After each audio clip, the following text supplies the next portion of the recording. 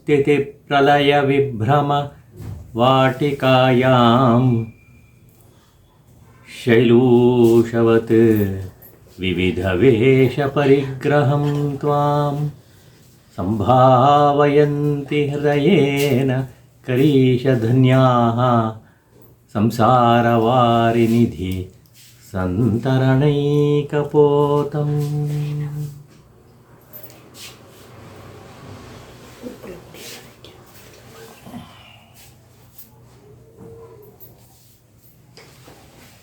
ರಾಮಾನುಜಸ್ಯ ಚರಣಂ ಶರಣಂ ಪ್ರಪದ್ಯೆ.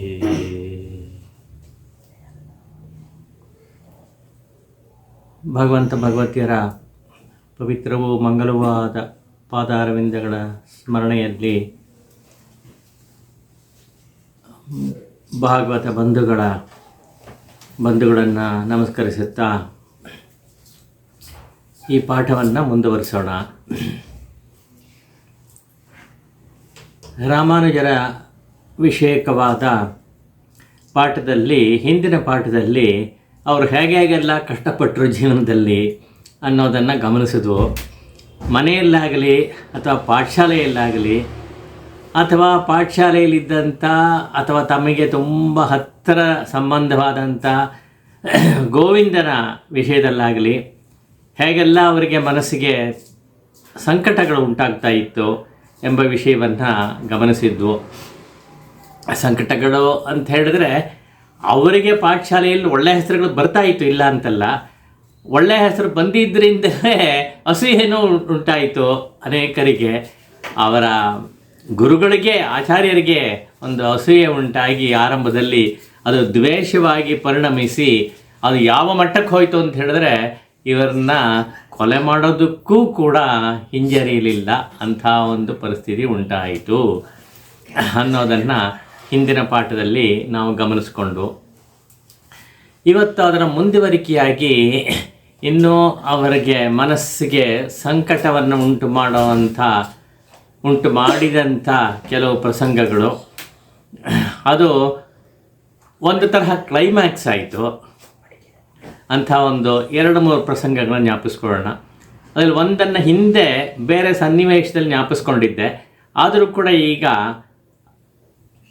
ಪ್ರಸಕ್ತವಾಗಿದೆ. ಆ ದೃಷ್ಟಿಯಿಂದ ಈಗ ಮತ್ತೊಮ್ಮೆ ಜ್ಞಾಪಿಸ್ಕೊಳ್ಳೋಕ್ಕೆ ಇಷ್ಟಪಡ್ತೀನಿ. ಆಗಿನ ಕಾಲದಲ್ಲಿ ಒಂದು ದಿವಸ ಅವರ ಮನೆಗೆ ಒಬ್ಬ ಬ್ರಾಹ್ಮಣರು ಬಂದಿದ್ದರು.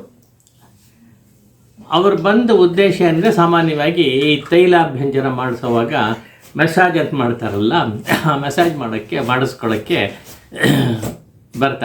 ಕರೀತಾರೆ. ಅವರು ಬಂದಿದ್ದರು, ವೃದ್ಧರು ಒಬ್ಬರು. ಅವರು ನೋಡಿದ ಕೂಡಲೇ ರಾಮಾನುಜರಿಗೆ ತೈಲ ಇದು ಮೆಸಾಜ್ ಮಾಡೋಕ್ಕೋಸ್ಕರ ಬಂದಿದ್ದು. ಅವರು ನೋಡಿದಾಗ ಇವರಿಗೆ ಒಂಥರ ಕನಿಕರ ಉಂಟಾಯಿತು. ಈ ಬ್ರಾಹ್ಮಣ ಏನು ಊಟನೇ ಮಾಡಿಲ್ವೇನೋ ಅನ್ನೋ ತರಹ ಅನ್ನಿಸ್ತು ಅವರಿಗೆ. ಕೇಳಿದ್ರು, ಯಾಕೆ ಹೀಗೆ ಒಂಥರ ಇದ್ದೀರಾ, ತುಂಬ ಸುಸ್ತಾಗಿ ಕಾಣ್ತಿರಲ್ಲ ಅಂತ. ಅದಕ್ಕೆ ಅವ್ರು ಹೇಳಿದ್ರು, ಇಲ್ಲ ನಾನು ಊಟ ಮಾಡಿಲ್ಲ. ತುಂಬ ಹೆಸಿಟೇಟ್ ಮಾಡಿಕೊಂಡೇ ಹೇಳಿದ್ರು, ನಾನು ಊಟ ಮಾಡಿಲ್ಲ, ಒಂದು ನೆನ್ನೆಯಿಂದಲೆಲ್ಲ ಪೂರ್ತಿ ಊಟವೇ ಯಾಕೆ ಊಟ ಮಾಡಲಿಲ್ಲ ಅಂತ ಕೇಳಿದ್ರೆ, ಇಲ್ಲ ಆಹಾರನೂ ಸಿಕ್ಕಲಿಲ್ಲ ಅಂತ ಹೇಳಿ. ದರಿದ್ರರು, ಬಹಳ ದರಿದ್ರರು.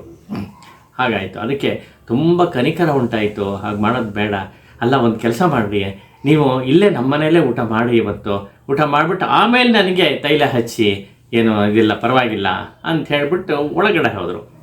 ಅಡುಗೆ ಮನೆಗೆ ಹೋಗ್ಬಿಟ್ಟು ತಂಜಾವರು ಮನೆಯವರು ಅಲ್ಲೇ ಇದ್ದರು, ಅಡುಗೆ ಮಾಡ್ತಾಯಿದ್ರು. ಕೇಳಿದ್ರು, ಅವರು ವೃದ್ಧ ಬ್ರಾಹ್ಮಣರೊಬ್ಬರು ಬಂದಿದ್ದಾರೆ, ಅವ್ರಿಗೆ ಊಟ ಬಡಿಸ್ಬೇಕು, ಆಮೇಲೆ ನಾನು ಎಣ್ಣೆ ಹಚ್ಕೋತೀನಿ ಅಂತೆಲ್ಲ ಹೇಳಿದ್ರು. ಅದಕ್ಕೆ ಅಡುಗೆನೇ ಆಗಿಲ್ಲ ಇನ್ನೂ ಅಂತ ಹೇಳಿಬಿಟ್ರು ಅವರು. ಅಯ್ಯೋ ಅಡುಗೆ ಆಗಿಲ್ಲ, ಏನು ಮಾಡೋದು ಅಂಥೇಳಿ ಒಂಥರ ಪರದಾಟ. ಇವರು ಅಲ್ಲಿ ಒಪ್ಕೊಂಬಂದ್ಬಿಟ್ಟಿದ್ದಾರೆ, ಊಟ ಮಾಡಿಬಿಟ್ಟು ತೈಲ ಹಚ್ಚಿ ಅಂತ. ಮತ್ತು ಹೆಂಗೆ ಇದು ಮಾಡೋಕ್ಕಾಗತ್ತೆ ಅಂಥೇಳಿ, ಸರಿ ಹೋಗಲಿ, ನಾನು ಇಷ್ಟು ಬೇಗ ಇಲ್ಲಿ ಮಾಡೋಕ್ಕಾಗತ್ತೆ, ಈಗ ಮಾಡ್ತಾ ಇದ್ದೀನಿ, ಸಮಯ ಆಗತ್ತೆ ಅಂತ ಒಂಥರ ಇಂಡಿಫರೆಂಟಾಗಿ ಉತ್ತರ ಕೊಡೋದನ್ನು ಗಮನಿಸ್ತಾರೆ ಅವರು. ಇಲ್ಲ ಹಾಗಾದ್ರೆ ಒಂದು ಕೆಲಸ ಮಾಡು, ನೆನ್ನೆದಿದ್ದರೂ ಪರವಾಗಿಲ್ಲ, ಹಳೆಯದು, ಅದನ್ನು ಮೊಸರು ಕಲಿಸ್ಬಿಟ್ಟು ಮೊಸರನ್ನ ಅಂಥೇಳಿ ತಂಗಳನ್ನ ಅಂತ ಮಾಡ್ತಾರಲ್ಲ, ಅದು ಕೂಡ ಅಭ್ಯಾಸ ಉಂಟು, ಅದರಿಂದ ಅದನ್ನಾದರೂ ಬಡಿಸ್ಬೋದು ಅಂತ ಹೇಳಿ. ತಂಗಳನ್ನ ಎಲ್ಲಿದೆ ಆ ಥರ ನೆನ್ನೆದು, ಆವತ್ತಿನ ದಿವಸ ಅವತ್ತು ಮಾಡೋದಕ್ಕೆ ಕಷ್ಟವಾಗಿದೆ ನಿಮಗೆ, ಇನ್ನು ಹಿಂದಿನ ದಿವಸ ಎಲ್ಲ ಉಳಿಸ್ಕೋತೀವ? ಪ್ರತಿ ದಿವಸ ಹಾಗೆಲ್ಲ ಉಳಿಸ್ಕೊಳಕ್ಕಾಗತ್ತಾ ಅಂತ ಒಂದು ತರಹ ಹೇಳಿಬಿಟ್ಟು ಅವಳ ಪಾಡಿಗೆ ತಂಜ ಆ ಕಡೆ ಹೊರಟೋದ್ಲು. ನೀರು ಹಿಡಿಯೋಕ್ಕೆ ಹೋಗಬೇಕು ಅಂತೇಳಿ ಹೋಗ್ಬಿಟ್ಲು. ಇವ್ರಿಗೆ ಗಾಬರಿ, ಏನಪ್ಪ ಮಾಡೋದು, ಈಗ ಹೇಳ್ಬಿಟ್ಟಿದ್ದೀನಿ, ಈಗ ಆಗ್ತಾ ಇಲ್ವಲ್ಲ, ಏನೂ ಇಲ್ವಲ್ಲ ಅಂತ. ಇವರು ವಿಚಾರಿಸ್ಕೊಂಡು ಹೇಳ್ಬೋದಾಗಿತ್ತು, ಆದರೆ ಹೇಳ್ಬಿಟ್ರೆ ಪಾಪ ಅದನ್ನ ಕನಿಕರ ಅಷ್ಟವ್ರಿಗೆ. ಹೇಳ್ಬಿಟ್ರೆ ನೋಡಿದ್ರೆ ಈಗ ಏನೂ ಇಲ್ಲ, ಏನು ಮಾಡೋದು ಅಂತ ಗೊತ್ತಾಗದೆ ಹೊರಗೆ ಬಂದರು. ಬಂದು ನೋಡಿದ್ರೆ ಅವ್ರು ಇಲ್ಲವೇ ಇಲ್ಲ, ಅಲ್ಲಿ ಹೊರಟುಬಿಟ್ಟಿದ್ದಾರೆ. ಇದನ್ನು ಕೇಳಿಸ್ಕೊಂಡು ಹೊರಟ್ರೋ ಅದು ಏನು ಮಾಡಿದ್ರೋ ಗೊತ್ತಿಲ್ಲ, ಒಟ್ಟಿನಲ್ಲಿ ಅವರು ಹೊರಟುಬಿಟ್ರು. ಸರಿ, ಇವ್ರಿಗೆ ತುಂಬ ಬೇಸರ ಆಯಿತು. ಸರಿ ಮತ್ತೆ ಹೋಗಿ ನೋಡೋಣ ಅಂತ ಒಳಗಡೆ ಹೋದರು. ಹೋದಾಗ ನೋಡಿದ್ರೆ ಒಂದು ಪಾತ್ರೆ ಯಾವುದೋ ಒಂದಿತ್ತು, ಅದು ಮುಚ್ಚಿತ್ತು. ಅದನ್ನು ತೆಗೆದು ನೋಡಿದ್ರೆ ಫುಲ್ ಅನ್ನ ಇದೆ ಅದರಲ್ಲಿ. ಆಗ ಅವರಿಗೆ ಒಂಥರ ಬೇಸರ ಆಯಿತು, ಕೋಪನೂ ಬಂತು. ಅಯ್ಯೋ ಇಷ್ಟನ್ನ ಇಟ್ಕೊಂಡ ಅಂತ ಕೇಳಿದ್ರೆ ಇಲ್ಲ ಅಂತ ಹೇಳಿದ್ಲಲ್ಲ ಅಂತ. ಅಂದರೆ ನನ್ನೇದೇ ಅದು, ಆದರೂ ಕೂಡ ಅಂತ ಅಷ್ಟು ಉಳಿಸ್ಕೊಂಡಿತ್ತಲ್ಲ, ಅನ್ನ ಇರೋವಾಗ ಇಲ್ಲ ಅಂತ ಹೇಳಿದ್ಲಲ್ಲ. ಬಡ ಬ್ರಾಹ್ಮಣ ಬಂದಿದ್ದಾನೆ, ಅವನಿಗೆ ಊಟ ಹಾಕ್ತೀನಿ ಅಂತ ಹೇಳಿಬಿಟ್ಟೆ, ಆದರೂ ಹೀಗೆ ಮಾಡ್ದಲ್ಲ, ಇಟ್ಕೊಂಡು ಇಲ್ಲ ಅಂತ ಹೇಳಿದ್ಲಲ್ಲ, ಇದೆಂಥದ್ದಿದ್ದು ಅಂಥೇಳಿ ಸಿಕ್ಕಾಪಟ್ಟೆ ಕೋಪ ಬಂದು ಚೆನ್ನಾಗಿ ತಂಜಾನಿಗೆ ಬೈದರು. ಹೀಗೆ ಮಾಡೋದು ನೀನು, ಎಂಥ ಕೆಲಸ ಮಾಡಿದೀಯಾ ಅಂತೆಲ್ಲ ಹೇಳಿ ಇದು ಮಾಡಿದ್ರು. ಇಲ್ಲ ನಾನು ಇನ್ನೇನು ಮಾಡೋಕ್ಕಾಗತ್ತೆ, ಬಂದವರಿಗೆಲ್ಲ ಹಂಗೆ ಊಟ ಹಾಕೋಕ್ಕಾಗತ್ತಾ ಅಂತ ಹೇಳ್ತಾಳೆ.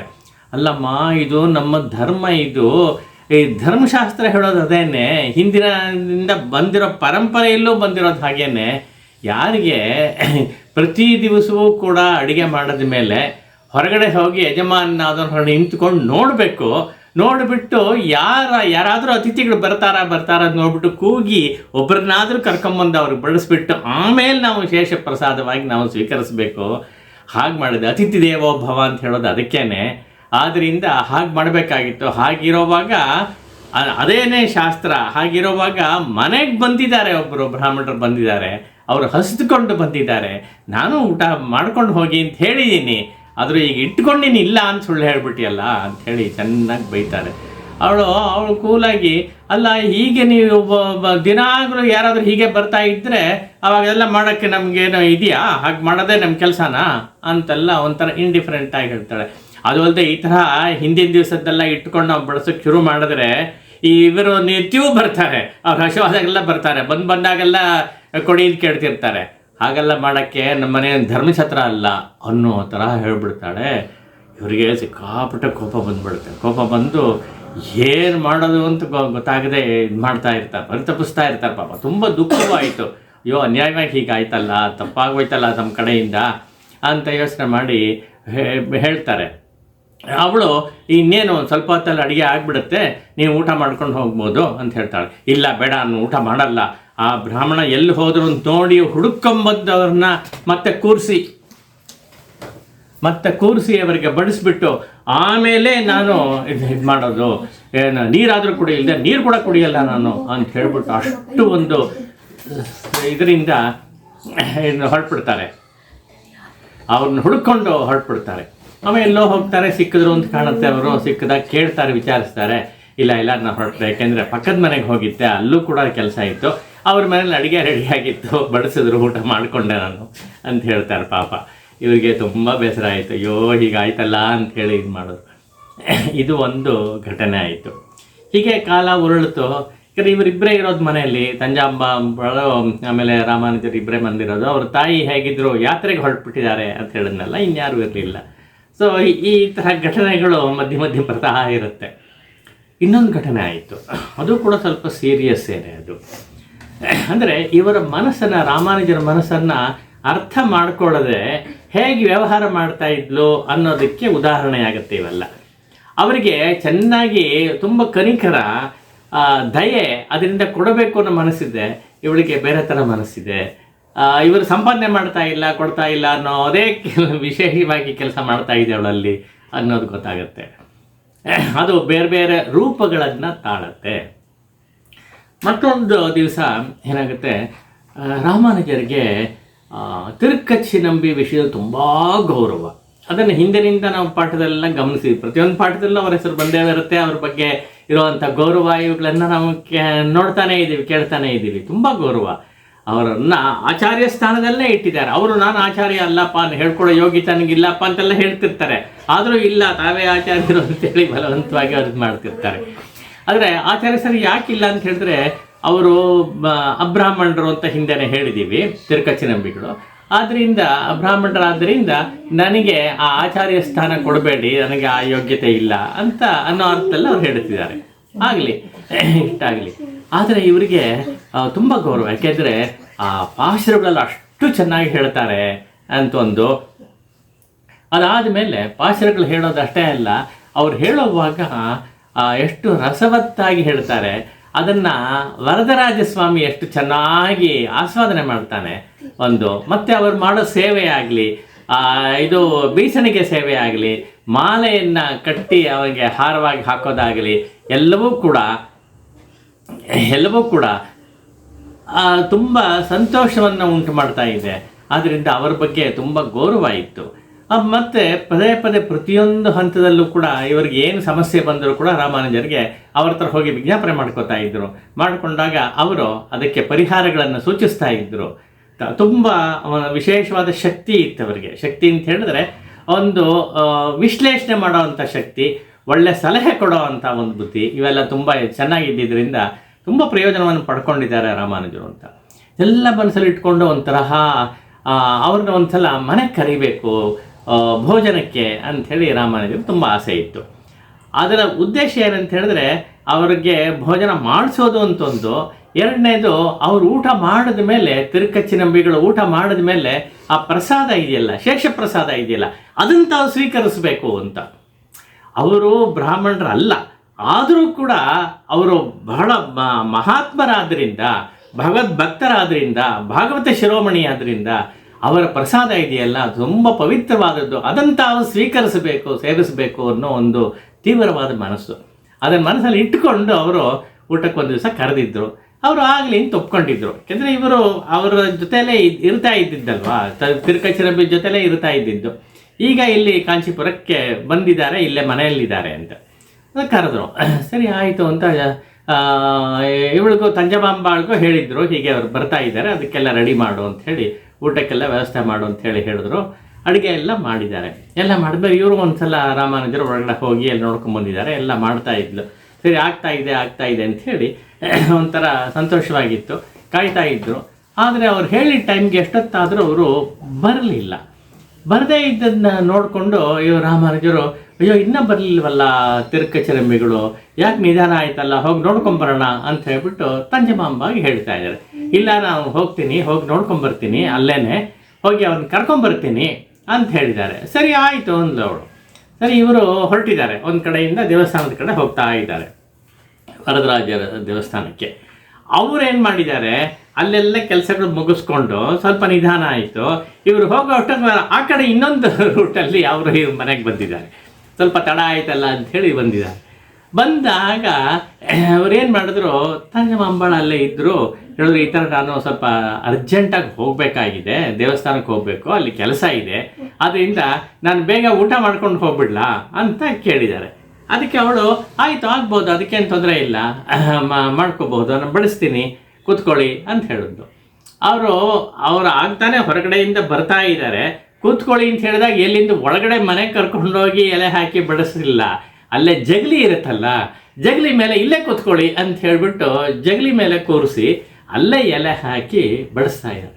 ಬಡಿಸೋವಾಗ ಎಲ್ಲ ಪಾತ್ರೆಗಳು ತಗೊಂಡು ಜಗಲಿ ಮೇಲೆ ಇಟ್ಕೊಂಡು ಒಂದಾಗಿ ಬಡಿಸ್ತಾ ಇದ್ದಾಳೆ. ಆಯ್ತು, ಎಲ್ಲ ಅವರು ಭೋಜನ ಮಾಡಿದ್ರು. ಭೋಜನ ಮಾಡೋದು ಇನ್ನೂ ರಾಮಾನುಜರು ಬಂದಿಲ್ಲ. ಅವ್ರೇನು ಮಾಡಿದ್ರು, ರಾಮಾನುಜರು ಹೋಗಿ ಅವರ ಮನೆಯಲ್ಲಿ ಹೋಗಿ ಕೊಠಡಿಯಲ್ಲಿ ಹೋಗಿ ನೋಡಿದ್ದಾರೆ, ಅಲ್ಲಿಲ್ವಲ್ಲ ಅಂಥೇಳಿ ಸುತ್ತಾಕೊಂಡು ಬೇರೆ ಬೇರೆ ಜಾಗದಲ್ಲಿ ಎಲ್ಲಾದರೂ ಬೇರೆ ಕಡೆ ಹೋಗಿರ್ಬೋದು ಅಂಥೇಳಿ ಅವ್ರು ಹುಡುಕ್ತಾನೇ ಇದ್ದಾರೆ. ಬೇರೆ ಬೇರೆ ಕಡೆ ಹೋಗ್ತಾರೆ. ಎಲ್ಲಿ ಕೇಳಿದ್ರು ಕೂಡ ಇವ್ರು ತಿರುಕಚ್ಚಿನಂಬಿ ಇಲ್ವಲ್ಲ ಅಂತ ಹೇಳ್ತಾ ಇದ್ದಾರೆ. ಸರಿ, ಎಲ್ಲ ಮುಗಿಸ್ಕೊಂಡು ಅವ್ರು ಬರೋಕ್ಕೆ ಸಿದ್ಧವಾಗಿದ್ದಾರೆ. ಅಷ್ಟರೊಳಗೆ ಇವ್ರು ಊಟ ಮುಗಿಸ್ಬಿಟ್ಟು ಆಯಿತು ನಾನು ಹೊರಟು ಬರ್ತೀನಿ ಅಂಥೇಳಿ ಇವರು ಹೊರಟಿದ್ದಾರೆ. ಇವ್ರು ವಾಪಸ್ ಹೊರಟ್ಬಿಟ್ಟು ತಿರುಕಚ್ಚಿನಂಬಿಗಳು. ಈಗ ತಂಜಮಾಂಬಾಳು ಏನು ಮಾಡಿದ್ರು, ಅವರು ಊಟ ಮಾಡಿದ ಮೇಲೆ ಆ ಎಲೆ ಎತ್ತಿ ಹಾಕಬೇಕು. ಅವರು ಅಬ್ರಾಹ್ಮಣರು ಅವರ ಎಲೆಯನ್ನು ಎತ್ತಬೇಕಾದ್ರೆ ಕೈಯಲ್ಲಿ ಎತ್ತಲ್ಲ ನಾನು, ಅಂತ ಹೇಳ್ಬಿಟ್ಟು ಒಂದು ದೊಡ್ಡ ಕೊಂಬೆ ಬಿದ್ದಿತ್ತೆ ಬೀದಿಯಲ್ಲಿ, ಅದನ್ನು ತೊಗೊಂಬಂದು ಹೀಗೆ ಆ ಕೊಂಬೆಯಲ್ಲಿ ಹೀಗೆ ಇಟ್ಕೊಂಡು ಹೀಗೆ ಎಲೆಯನ್ನು ಮಡಿಸಿ ಇದರಲ್ಲಿ ಒಂಥರ ಸಿಗಿಸೋ ಹಾಗಿತ್ತು, ಅದರಲ್ಲಿ ಸಿಗಿಸ್ಕೊಂಡು ಎತ್ತಿ ಹಾಗೆ ಹೊರಗಡೆ ಬೀದಿಗೆ ಹಾಕ್ತಾಳೆ. ಬೀದಿಗೆ ಅಂದರೆ ಎಲ್ಲಿ ಎಲೆ ಹಾಕೋ ಅಂಥ ಜಾಗ, ಅಲ್ಲಿ ಹಾಕ್ತಾಳೆ. ಅಷ್ಟು ಕೈಯಲ್ಲೂ ಮುಟ್ಟಲ್ಲ ಅವರು ಊಟ ಮಾಡಿದ ಎಲೆನ ಅನ್ನೋ ಅಷ್ಟರ ಮಟ್ಟಿಗೆ ಆಚಾರವನ್ನು ಪಾಲಿಸೋ ಅಂಥ ಒಂದು ಪರಂಪರೆಯಲ್ಲಿ ಬಂದವಳು ನಾನು ಅಂತ ಹೇಳ್ಕೊತಾ ಇದ್ಲು. ಹಾಗೆ ಮಾಡಿದ್ಲು. ಅದಾದ ಮೇಲೆ ಏನು ಮಾಡೋದು, ಇದಾಗೋಯ್ತು. ಅಕಸ್ಮಾತ್ ಬಡಿಸಿದ್ದೇ ಒಂದು ಇದಾಯ್ತಲ್ಲ, ಅಶೌಚ ಆಯ್ತಲ್ಲ ಅಂಥೇಳಿ ಅಂದ್ಕೊಂಡು ಹೋಗಿ ಬಾವಿ ಹತ್ರ ಹೋಗಿ ನಿಂತ್ಕೊಂಡು ನೀರು ಸೇದ್ಬಿಟ್ಟು ತಲೆ ಸ್ನಾನ ಮಾಡಿಬಿಟ್ಟಿದೆ. ಅಷ್ಟು ತಲೆ ಸ್ನಾನ ಅಂತ ಹೇಳಿದ್ರೆ ಉಟ್ಟ ಬಟ್ಟೆಯಲ್ಲಿ ಸಚೇಲ ಸ್ನಾನ ಅಂತ ಹೇಳ್ತಾರಲ್ಲ, ಅದು ಸಚೇಲ ಸ್ನಾನ ಮಾಡಿಬಿಡ್ತಾಳೆ. ಅಷ್ಟು ಅಂದರೆ ಪೂರ್ಣವಾಗಿ ಶುದ್ಧಿ ಆಗಬೇಕು, ಒಂಚೂರು ಅಶುದ್ಧಿ ಇರಬಾರ್ದು, ಇವ್ರು ಬಡಿಸಿದ್ರಿಂದ ಉಂಟಾದಂಥ ಅಶುದ್ಧಿ ಅಂತ ತಿಳ್ಕೊಂಡು ಅದು ಮಾಡಿಬಿಟ್ಟು ಅವ್ರು ಬಡಿಸಿದ್ದೆಲ್ಲ ಪದಾರ್ಥ ಸ್ವಲ್ಪ ಮಿಕ್ಕಿರುತ್ತಲ್ಲ ಅದೆಲ್ಲ ತೊಗೊಂಡು ಹೊರಗಡೆ ಬೀದಿಗೆ ಎಸೆದು ಬಿಟ್ಟು ಇವಳು ಹೊರಗಡೆ ಬಂದು ಶುದ್ಧವಾಗಿ ಮತ್ತೆ ಹೊಸದಾಗಿ ಪಾಕ ಮಾಡೋಕ್ಕೆ ಶುರು ಮಾಡ್ತಾಳೆ. ಇವ್ರು ಮಾಡ್ತಾ ಇರುವಾಗ ರಾಮಾನುಜರು ಅಲ್ಲೆಲ್ಲ ಹುಡುಕಿ ಸಿಗದೆ ಬರ್ತಾರೆ. ಇಲ್ಲಿ ಮತ್ತೆ ಬೇರೆ ಬೇರೆ ಡೈರೆಕ್ಷನ್ ಇಬ್ಬರು ಮೀಟ್ ಆಗಲಿಲ್ಲ. ರಾಮಾನುಜರು ಮತ್ತು ತಿರುಕಚ್ಚನಂಬಿಗಳು ಮೀಟ್ ಆಗಲಿಲ್ಲ. ಹಾಗೆ ಬರ್ತಾರೆ. ಬಂದು ಅಡುಗೆ ಮನೆಗೆ ಬರ್ತಾರೆ. ಏನಾಯಿತು ಬಂದುಬಿಟ್ರಾ, ಅಲ್ಲಿ ಸಿಗಲೇ ಇಲ್ಲ ಅಂತಾರೆ. ಆಯಿತು, ಬಂದಾದ್ಮೇಲೆ ಅವ್ರು ಊಟ ಮಾಡಿಕೊಂಡು ಹೋಗಾಯ್ತಲ್ಲ ಅಂಥೇಳಿ ಹೇಳ್ತಾಳೆ. ಹೌದಾ, ಊಟ ಮಾಡಿಬಿಟ್ರ ಅವರು ಅಂತ? ಊಟ ಮಾಡಿಬಿಟ್ರು ಅಂತ. ಮತ್ತು ನೀನೇ ಮಾಡ್ತಾ ಇದೆಯಲ್ಲ ಈಗ? ನಾನು ಅಡುಗೆ ಮಾಡ್ತಾ ಇದ್ದೀನಿ ಅಂತ. ಅಲ್ಲ, ನೀನು ಅವ್ರು ಊಟ ಮಾಡಿ ಆಯಿತು ಅಂತ ಹೇಳ್ತೀಯಾ, ಇಲ್ಲಿ ಅಡುಗೆ ಮಾಡ್ತಾ ಇದ್ದೀನಿ ಅಂತೀಯಾ, ಬೆಳಗ್ಗೆನೇ ಮಾಡ್ತಾ ಇದ್ದೆ, ಏನಾಯಿತು? ಅವ್ರಿಗೆ ಅರ್ಥವಾಗಿಲ್ಲ, ಕನ್ಫ್ಯೂಸ್ ಆಗೋಯ್ತು. ಅದಕ್ಕೆ ಹೇಳಿದೆ. ಆವಾಗ ಹೇಳ್ತಾಳೆ, ಅಲ್ಲ, ಅವ್ರಿಗೆ ಬಡಿಸಿದ್ದೆಲ್ಲ ಬೆಳಗ್ಗೆ ಮಾಡಿದ್ದೆಲ್ಲ ಅವ್ರಿಗೆ ಬಡಿಸಿದೆ, ಅವ್ರು ಊಟ ಮಾಡಿಕೊಂಡ್ರು ಅರ್ಜೆಂಟ್ ಅಂತೇಳಿ ಹೊರಟುಬಿಟ್ರು ಊಟ ಮಾಡಿದ್ಮೇಲೆ. ಆಮೇಲೆ ನಾನು ನಮಗೋಸ್ಕರ ಅಡುಗೆ ಮಾಡ್ತಾಯಿದ್ದೀನಿ. ನಮಗೋಸ್ಕರ ಅಡುಗೆ ಮಾಡೋದು ಅಂದರೆ ಏನು? ಆವಾಗ ಬೆಳಗ್ಗೆ ಮಾಡಿದ್ದಾಗಿಲ್ವಾ ಅಂಥೇಳಿ ಅವ್ರಿಗೆ ಬಡಿಸಿದ್ದ ಅನ್ನವನ್ನು ಇವರು ಊಟ ಮಾಡಬೇಕು ಶೇಷ ಪ್ರಸಾದವಾಗಿ ಅಂತ ಅಂದ್ಕೊಂಡಿದ್ದಾರೆ. ಆದರೆ ಇವಳು ಹೀಗೆ ಹೇಳ್ತಾ ಇದ್ದಾಳೆ. ಅವ್ರು ತುಂಬ ಇದಾಗುತ್ತೆ. ಇಲ್ಲ, ಅವ್ರಿಗೆ ಬಡಿಸಿದ್ದನ್ನು ಮಿಕ್ಕಿದ್ದನ್ನು ನಾವು ತಿನ್ನೋಕ್ಕಾಗತ್ತಾ? ಅದೆಲ್ಲ ಮಾಡೋಕ್ಕಲ್ಲ. ಅದಕ್ಕೋಸ್ಕರ ಎಲ್ಲ ಚೆಲ್ಬಿಟ್ಟು ಈಗ ಹೊಸದಾಗಿ ಮಾಡ್ತಾ ಇದ್ದೀನಿ, ಫ್ರೆಶ್ ಆಗಿ ಶುದ್ಧವಾಗಿ ಮಾಡ್ತಾ ಇದ್ದೀನಿ, ಸ್ನಾನ ಮಾಡಿ ಅಂತ ಹೇಳ್ತಾಳೆ. ಇವ್ರಿಗೆ ಎಂಥ ನೀಚೆ ಕೆಲಸ ಮಾಡ್ತಾ ಇದೀಯ ನೀನು, ಹೀಗ ಮಾಡೋದು ಎಂಥ ಅಗೌರವ ಇದು, ಹೀಗೆ ಮಾಡ್ತಾರೆ ಯಾರಾದರೂ, ಎಂಥ ಮಹಾತ್ಮರವರು, ಅವರ ಒಂದು ಊಟ ಮಾಡಿದ್ದು ಪ್ರಸಾದವನ್ನು ಸ್ವೀಕರಿಸಬೇಕು ಅನ್ನೋ ಮನಸ್ಸಿಂದ ಇಷ್ಟು ದಿವಸ ನಾನು ಕಾಯ್ತಾ ಇದ್ನಲ್ಲ, ಅದಕ್ಕಾಗಿ ಕರೆದಿದ್ನಲ್ಲ, ಇಲ್ಲಿ ಕರೆದು ಹೀಗೆ ಮಾಡಿಬಿಟ್ಟು ಅನ್ಯಾಯ ಮಾಡಿಬಿಟ್ಟಿಯಲ್ಲ, ಮಾಡೋದನ್ನು ನಾನು ಅವ್ರಿಗೆ ಎಲೆನೂ ಕೈಯಲ್ಲಿ ಮುಟ್ಟಬಾರ್ದು ಅನ್ನೋ ತರಹ ಒಂದು ಕೆಲಸ ಮಾಡಿದೆಯಲ್ಲ, ಛೇ ಎಂಥ ಒಂದು ಪಾಪ ಕಾರ್ಯ ಮಾಡಿದೀಯ ನೀನು ಅಂಥೇಳಿ ತುಂಬ ಬೇಸರ ಆಗಿ ಚೆನ್ನಾಗಿ ಬೈದು ಬಿಡ್ತಾರೆ. ಅವಳು ಅದ್ರ ಬಗ್ಗೆ ಏನು ಯೋಚನೆ ಮಾಡಿಲ್ಲ. ಇಲ್ಲ, ಆಚಾರ ಮುಖ್ಯ, ನಮ್ಮ ಮನೆ ಆಚಾರ ಅಂತ ಹೇಳಿದ್ರೆ ಇವರು ತವರು ಮನೆಯಲ್ಲಿ ಆ ತಂದೆ ತಾಯಿಗಳ ಆಚಾರವನ್ನೇ ಜ್ಞಾಪಿಸ್ಕೋತಾಳೆ. ಇಲ್ಲಿ ಮದುವೆಯಾಗಿ ಇಷ್ಟು ವರ್ಷ ಆಯಿತು ಬಂದು, ಆದರೂ ಕೂಡ ಈ ಮನೆ ಆಚಾರವನ್ನು, ಗಂಡ ಹೇಳಿದ ಆಚಾರವನ್ನು ಪಾಲಿಸೋಕ್ಕೆ ರೆಡಿ ಇಲ್ಲ. ಅಲ್ಲಿದೆ ಜ್ಞಾಪಿಸ್ಕೊಂಡು ಅದನ್ನೇ ಮಾಡ್ತೀನಿ ಅಂತ ಹೇಳೋ ಅಂಥ ಒಂದು ಪ್ರವೃತ್ತಿ ಬೆಳೆದು ಹೋಗಿತ್ತು. ಹಾಗಾಗಿ ತಿಕ್ಲಾಟ ಇದೆಲ್ಲ ಬರ್ತಾ ಇತ್ತು. ಮೊದಲು ಇವರನ್ನು ಅನುಸರಿಸಿ ಇವ್ರ ಮನಸ್ಸನ್ನು ಅರ್ಥ ಮಾಡಿಕೊಂಡು ಅದಕ್ಕೆ ಸರಿಯಾಗಿ ತಾನು ಇದು ಮಾಡಿದರೆ ಈ ತರಹ ಪ್ರಾಬ್ಲಮ್ ಆಗ್ತಿರಲಿಲ್ಲ. ಆಯಿತು, ಅವರಿಗೆ ತುಂಬ ಬೇಸರ ಆಯಿತು. ಇಲ್ಲ, ನಂಗೆ ಸಹಿಸೋಕ್ಕಾಗಲ್ಲ, ಮೊದಲು ಹೋಗಿ ಕ್ಷಮಾಪಣೆ ಕೇಳ್ಕೋಬೇಕು, ತಿರುಕಚ್ಚನಂಬಿಗಳು ನೋಡಬೇಕು, ಅವ್ರ ಪಾದದಲ್ಲಿ ಬಿಡಬೇಕು, ನಾನು ಕ್ಷಮಾಪಣೆ ಕೇಳಬೇಕು, ನಿನ್ನ ಪರವಾಗಿ ನಾನು ಕೇಳ್ಕೊಂಬರ್ತೀನಿ, ನನ್ನ ಪರವಾಗಿಯೂ ಕೇಳ್ತೀನಿ ಅಂತ ಹೇಳಿ ಓಡೋಗ್ತಾರೆ ಇದಕ್ಕೆ ದೇವಸ್ಥಾನಕ್ಕೆ. ಅಲ್ಲಿ ಹೋದಾಗ ತಿರುಕಚ್ಚನಂಬಿಗಳನ್ನ ಅಲ್ಲೇ ಇದ್ದರು, ಮಾತಾಡ್ತಾ ಇದ್ರು. ತಕ್ಷಣ ಹೋಗಿ ಅವ್ರ ಪಾದಲ್ಲಿ ಬೀಳಕ್ಕೆ ಹೋಗ್ತಾರೆ. ಅಯ್ಯೋ ಬೇಡ, ನನ್ನ ನಮಸ್ಕಾರ ಮಾಡೋದು, ರಾಮಾನುಜ ಏನು ಮಾಡ್ತಾ ಇದೀಯಾ ನೀನು ಅಂತ ಅವರು ಇದು ಮಾಡ್ತಾರೆ. ಅವ್ರಿಗೊಂದು ಐಡಿಯಾ ಬಂದಿದೆ, ಹೀಗೆಲ್ಲ ಆಗಿದೆ ಅಂತ ಹೊರಗಡೆ ಕೂರಿಸಿ ಇದು ಬಳಸಿದ್ದು ಇದೆಲ್ಲ ಅವ್ರಿಗೆ ಐಡಿಯಾ ಇದೆ. ಆದರೂ ಅದನ್ನು ತೋರಿಸ್ಕೊಳಲ್ಲ. ಏನು, ಯಾತಕ್ಕೆ ಹೀಗೆ ಮಾಡ್ತೀವಿ, ಏನಾಯಿತು, ನನಗೆ ಕ್ಷಮಿಸ್ದೆ ಅಂತ ಹೇಳ್ತಿದ್ದಾರೆ. ಈ ಕ್ಷಮಿಸೋದಕ್ಕೆ ಏನು ತಪ್ಪು ಮಾಡಿದ್ಯಾ ನೀನು, ಏನು ಆಗಿಲ್ವಲ್ಲ, ಯಾತಕ್ಕೆ ಹೀಗೆಲ್ಲ ಹೇಳ್ತಾ ಇದೆಯಾ ಅಂತ ಅವರು ತಿರುಕಚ್ಚನಂಬಿ ಕೇಳ್ತಾ ಇದ್ದಾರೆ. ಅದಕ್ಕೆ ಇಲ್ಲ, ನಿಮಗೆ ಹೀಗೆಲ್ಲ ಆಯಿತು, ಅನ್ಯಾಯ ಆಯಿತು, ತುಂಬ ಅದು ಪಾಪಕಾರ್ಯ ಆಗೋಯ್ತು ಅಂತೆಲ್ಲ ಅವರು ಆಗಿದ್ದೆಲ್ಲ ಒಂದು ಸಲ ಹೇಳ್ತಾರೆ. ಹೇಳಿ ಹೀಗೆ ಮಾಡ್ತಾರೆ. ಅಯ್ಯೋ ಅದೆಲ್ಲ ಏನು ತೊಂದರೆ ಇಲ್ಲ, ತಪ್ಪೇನಿಲ್ಲ, ನಾನು ಹೋಗಿ ಕರೆದಿದ್ರು, ನಾನು ಹೋದೆ, ನನಗೆ ಸ್ವಲ್ಪ ಬೇಗ ವಾಪಸ್ ಬರಬೇಕಾಗಿತ್ತು, ಅದಕ್ಕೋಸ್ಕರ ಕೇಳಿದೆ, ಅಲ್ಲಿ ಕೂರಿಸಿ ಬಡಿಸಿದ್ರು ಅಷ್ಟೇ. ನಾನು ಚೆನ್ನಾಗಿ ಭೋಜನ ಮಾಡಿದೆ, ತುಂಬ ತೃಪ್ತಿ ಆಯಿತು, ವರದನ್ ನಿವೇದನೆ ಮಾಡಿಬಿಟ್ಟು ನಾನು ಮಾಡಿದೆ ಅಂತವ್ರು ಸಹಜವಾಗಿ ಹೇಳ್ತಿದ್ದಾರೆ. ಇಲ್ಲ, ಅದು ನಮ್ಮ ಕಡೆಯಿಂದ ತಪ್ಪಾಯಿತು, ದಯವಿಟ್ಟು ಕ್ಷಮಿಸ್ಬೇಕು ಅಂತ ಕೇಳಿ ಅವರು ಅಷ್ಟೆಲ್ಲ ಹೇಳ್ತಿದ್ದಾರೆ. ಪಾಪ ಎಲ್ಲ ಆಯಿತು, ಮುಗಿಸ್ಕೊಂಡು ವಾಪಸ್ ಬಂದರು. ಆದರೆ ಇದು ಎರಡನೇ ಪ್ರಸಂಗ ಅವರಿಗೆ ತುಂಬ ಬೇಸರವನ್ನು ಉಂಟು ಮಾಡಿದಂಥ ಪ್ರಸಂಗ ಆಗೋಯ್ತು. ರಾಮಾನುಜರಿಗೆ ಸ್ವಲ್ಪವೂ ಇಷ್ಟವಾಗಲಿಲ್ಲ. ಯಾಕೋ ಸರಿಯಾಗಿ ನಡ್ಕೋತಾ ಇಲ್ಲ, ಮನಸ್ಸನ್ನು ಅರ್ಥ ಮಾಡ್ಕೊಳೋದಕ್ಕೆ ಸರಿಯಾಗಿ ಅನುಗುಣವಾಗಿ ಕೆಲಸ ಮಾಡ್ತಾ ಇಲ್ಲ ಅನ್ನೋ ಹಾಗೆ ತುಂಬ ಅವರು ಫೀಲ್ ಮಾಡ್ಕೋತಾ ಇದ್ದರು. ಹೀಗಿರುವಾಗ ಅಲ್ಲಿ ನೋಡೋಣ, ಈಗ ಶ್ರೀರಂಗಕ್ಕೆ ಹೋಗೋಣ. ಶ್ರೀರಂಗದಲ್ಲಿ ಆಯಿತು, ಇದೆಲ್ಲ ಕಾಂಚೀಪುರದಲ್ಲಿ ನಡೀತಾ ಇದ್ದ ವಿಷಯ. ಶ್ರೀರಂಗಕ್ಕೆ ಹೋದರೆ ಅಲ್ಲೇನಾಯಿತು, ನಾವು ಹಿಂದೆ ಹೇಳಿದ ಹಾಗೆ ಯಾಮನಾಚಾರ್ಯರು ಪರಂಪರಿಸುವಾಗ ಅವರ ಒಂದೇ ಒಂದು ಪ್ರಾರ್ಥನೆ ಏನಿತ್ತು ಅಂತ ಹೇಳಿದ್ರೆ, ಮುಂದೆ ಈ ಪರಂಪರೆಯನ್ನು ಬೆಳೆಸ್ಕೊಂಡು ಹೋಗೋವರು ಆಚಾರ್ಯ ಪೀಠದಲ್ಲಿ ಕುಳಿತುಕೊಂಡು ಇದನ್ನು ಪರಂಪರೆಯನ್ನು ಬೆಳೆಸೋವಂಥವ್ರು ಯಾರಪ್ಪ ಅಂತ ಹೇಳಿದ್ರೆ ರಾಮಾನುಜರೇ ಅಂಥೇಳಿ ಅವ್ರ ತೀರ್ಮಾನ. ಹಿಂದಿನಿಂದ ನಾಥಮುನಿಗಳ ಕಾಲದಿಂದ ಹಾಗೆ ಬಂದಿದೆ. ನಾಥಮುನಿಗಳು ಯಾರು ಹೇಳಿದ್ದು ಅಂತ ಹೇಳಿದ್ರೆ, ಇವರು ತಿರುವಾಯಿಮೊಳಿ ಅನುಗ್ರಹಿಸಿದ್ರಲ್ಲ ಅವರೇ ಕೊಟ್ಟಿದ್ದಾರೆ, ಆ ವಿಗ್ರಹವನ್ನು ಕೊಟ್ಟಿದ್ದಾರೆ, ಅದನ್ನೇ ಇವರು ಇಟ್ಕೊಂಡಿದ್ದಾರೆ. ಅದರಿಂದ ಪರಂಪರೆಯಲ್ಲಿ ಹಾಗೆ ಬಂದಿದೆ.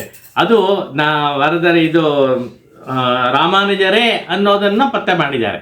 ಹಾಗೆ ಮಾಡಿದ್ದರಿಂದ ಅವರು ಬರಬೇಕು ಅಂಥೇಳಿ ಬಂದು ಈ ಪೀಠವನ್ನು ಅಲಂಕರಿಸಬೇಕು ಅನ್ನೋದು ಅವರು ಮನಸ್ಸಿತ್ತು, ಒಂಥರ ಸಂಕಲ್ಪವೂ ಆಗಿತ್ತು.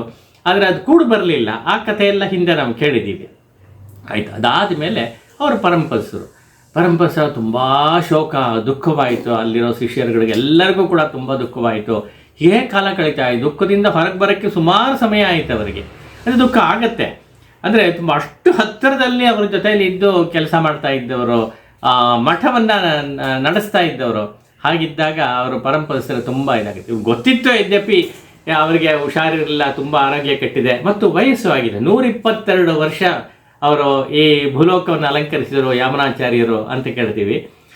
ಅಷ್ಟು ವರ್ಷ ಇದ್ದಿದ್ದರಿಂದ ಇವ್ರಿಗೂ ವಯಸ್ಸಾಯಿತು ಅಂತ ಇದ್ದರೂ ಕೂಡ ಎಷ್ಟಾದರೂ ಆ ಒಂದು ಅಸೋಸಿಯೇಷನ್ನಿಂದ ಒಂಥರ ಮನಸ್ಸು ತುಂಬ ದುಃಖವನ್ನು ಅನುಭವಿಸ್ತು. ಎಲ್ಲರೂ ಕೂಡ ಇದರಲ್ಲಿತ್ತು. ಹೀಗೆ ಸುಮಾರು 6 ತಿಂಗಳ ಕಾಲ ಕಳೀತು ಅವರು ಪರಂಪರಿಸಿದ ಮೇಲೆ. ಆಮೇಲೆ ಇವರು ನಿಧಾನಕ್ಕೆ ಎಲ್ಲ ಬರ್ತಾ ಇದ್ದಾರೆ. ಮುಂದಿನ ಕಾರ್ಯ ಆಗಬೇಕು ಅಂಥೇಳಿ ಮಠ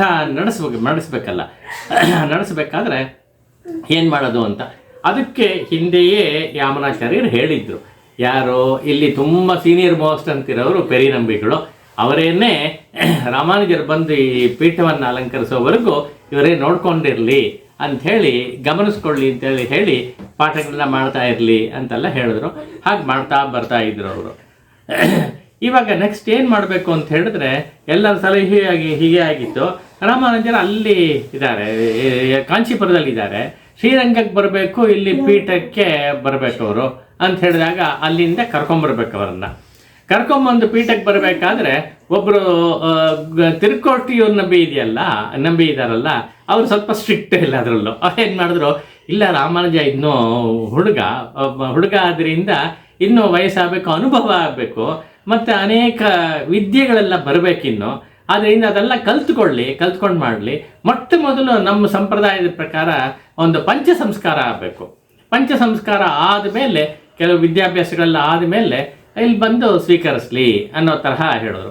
ಆಯಿತು, ಹಾಗೆ ಮಾಡೋಣ ಅಂಥೇಳಿ ಅವ್ರನ್ನ ಹೋಗಿ ಕರ್ಕೊಂಬರೋದು ಅಂತಾಯಿತು. ಕರ್ಕೊಂಬರೋಕ್ಕೆ ಹಿಂದೆಯೇ ಯಾಮನಾಚಾರ್ಯರೇ ಪೆರಿನಂಬಿನ ಕಳಿಸಿದ್ರು. ಅದರಿಂದ ಈ ಸಲ ಪೆರಿನಂಬಿಗಳೇ ಹೋಗಲಿ, ಅಲ್ಲಿ ಹೋಗಿ ಕರ್ಕೊಂಬರಲಿ ಅಂತ.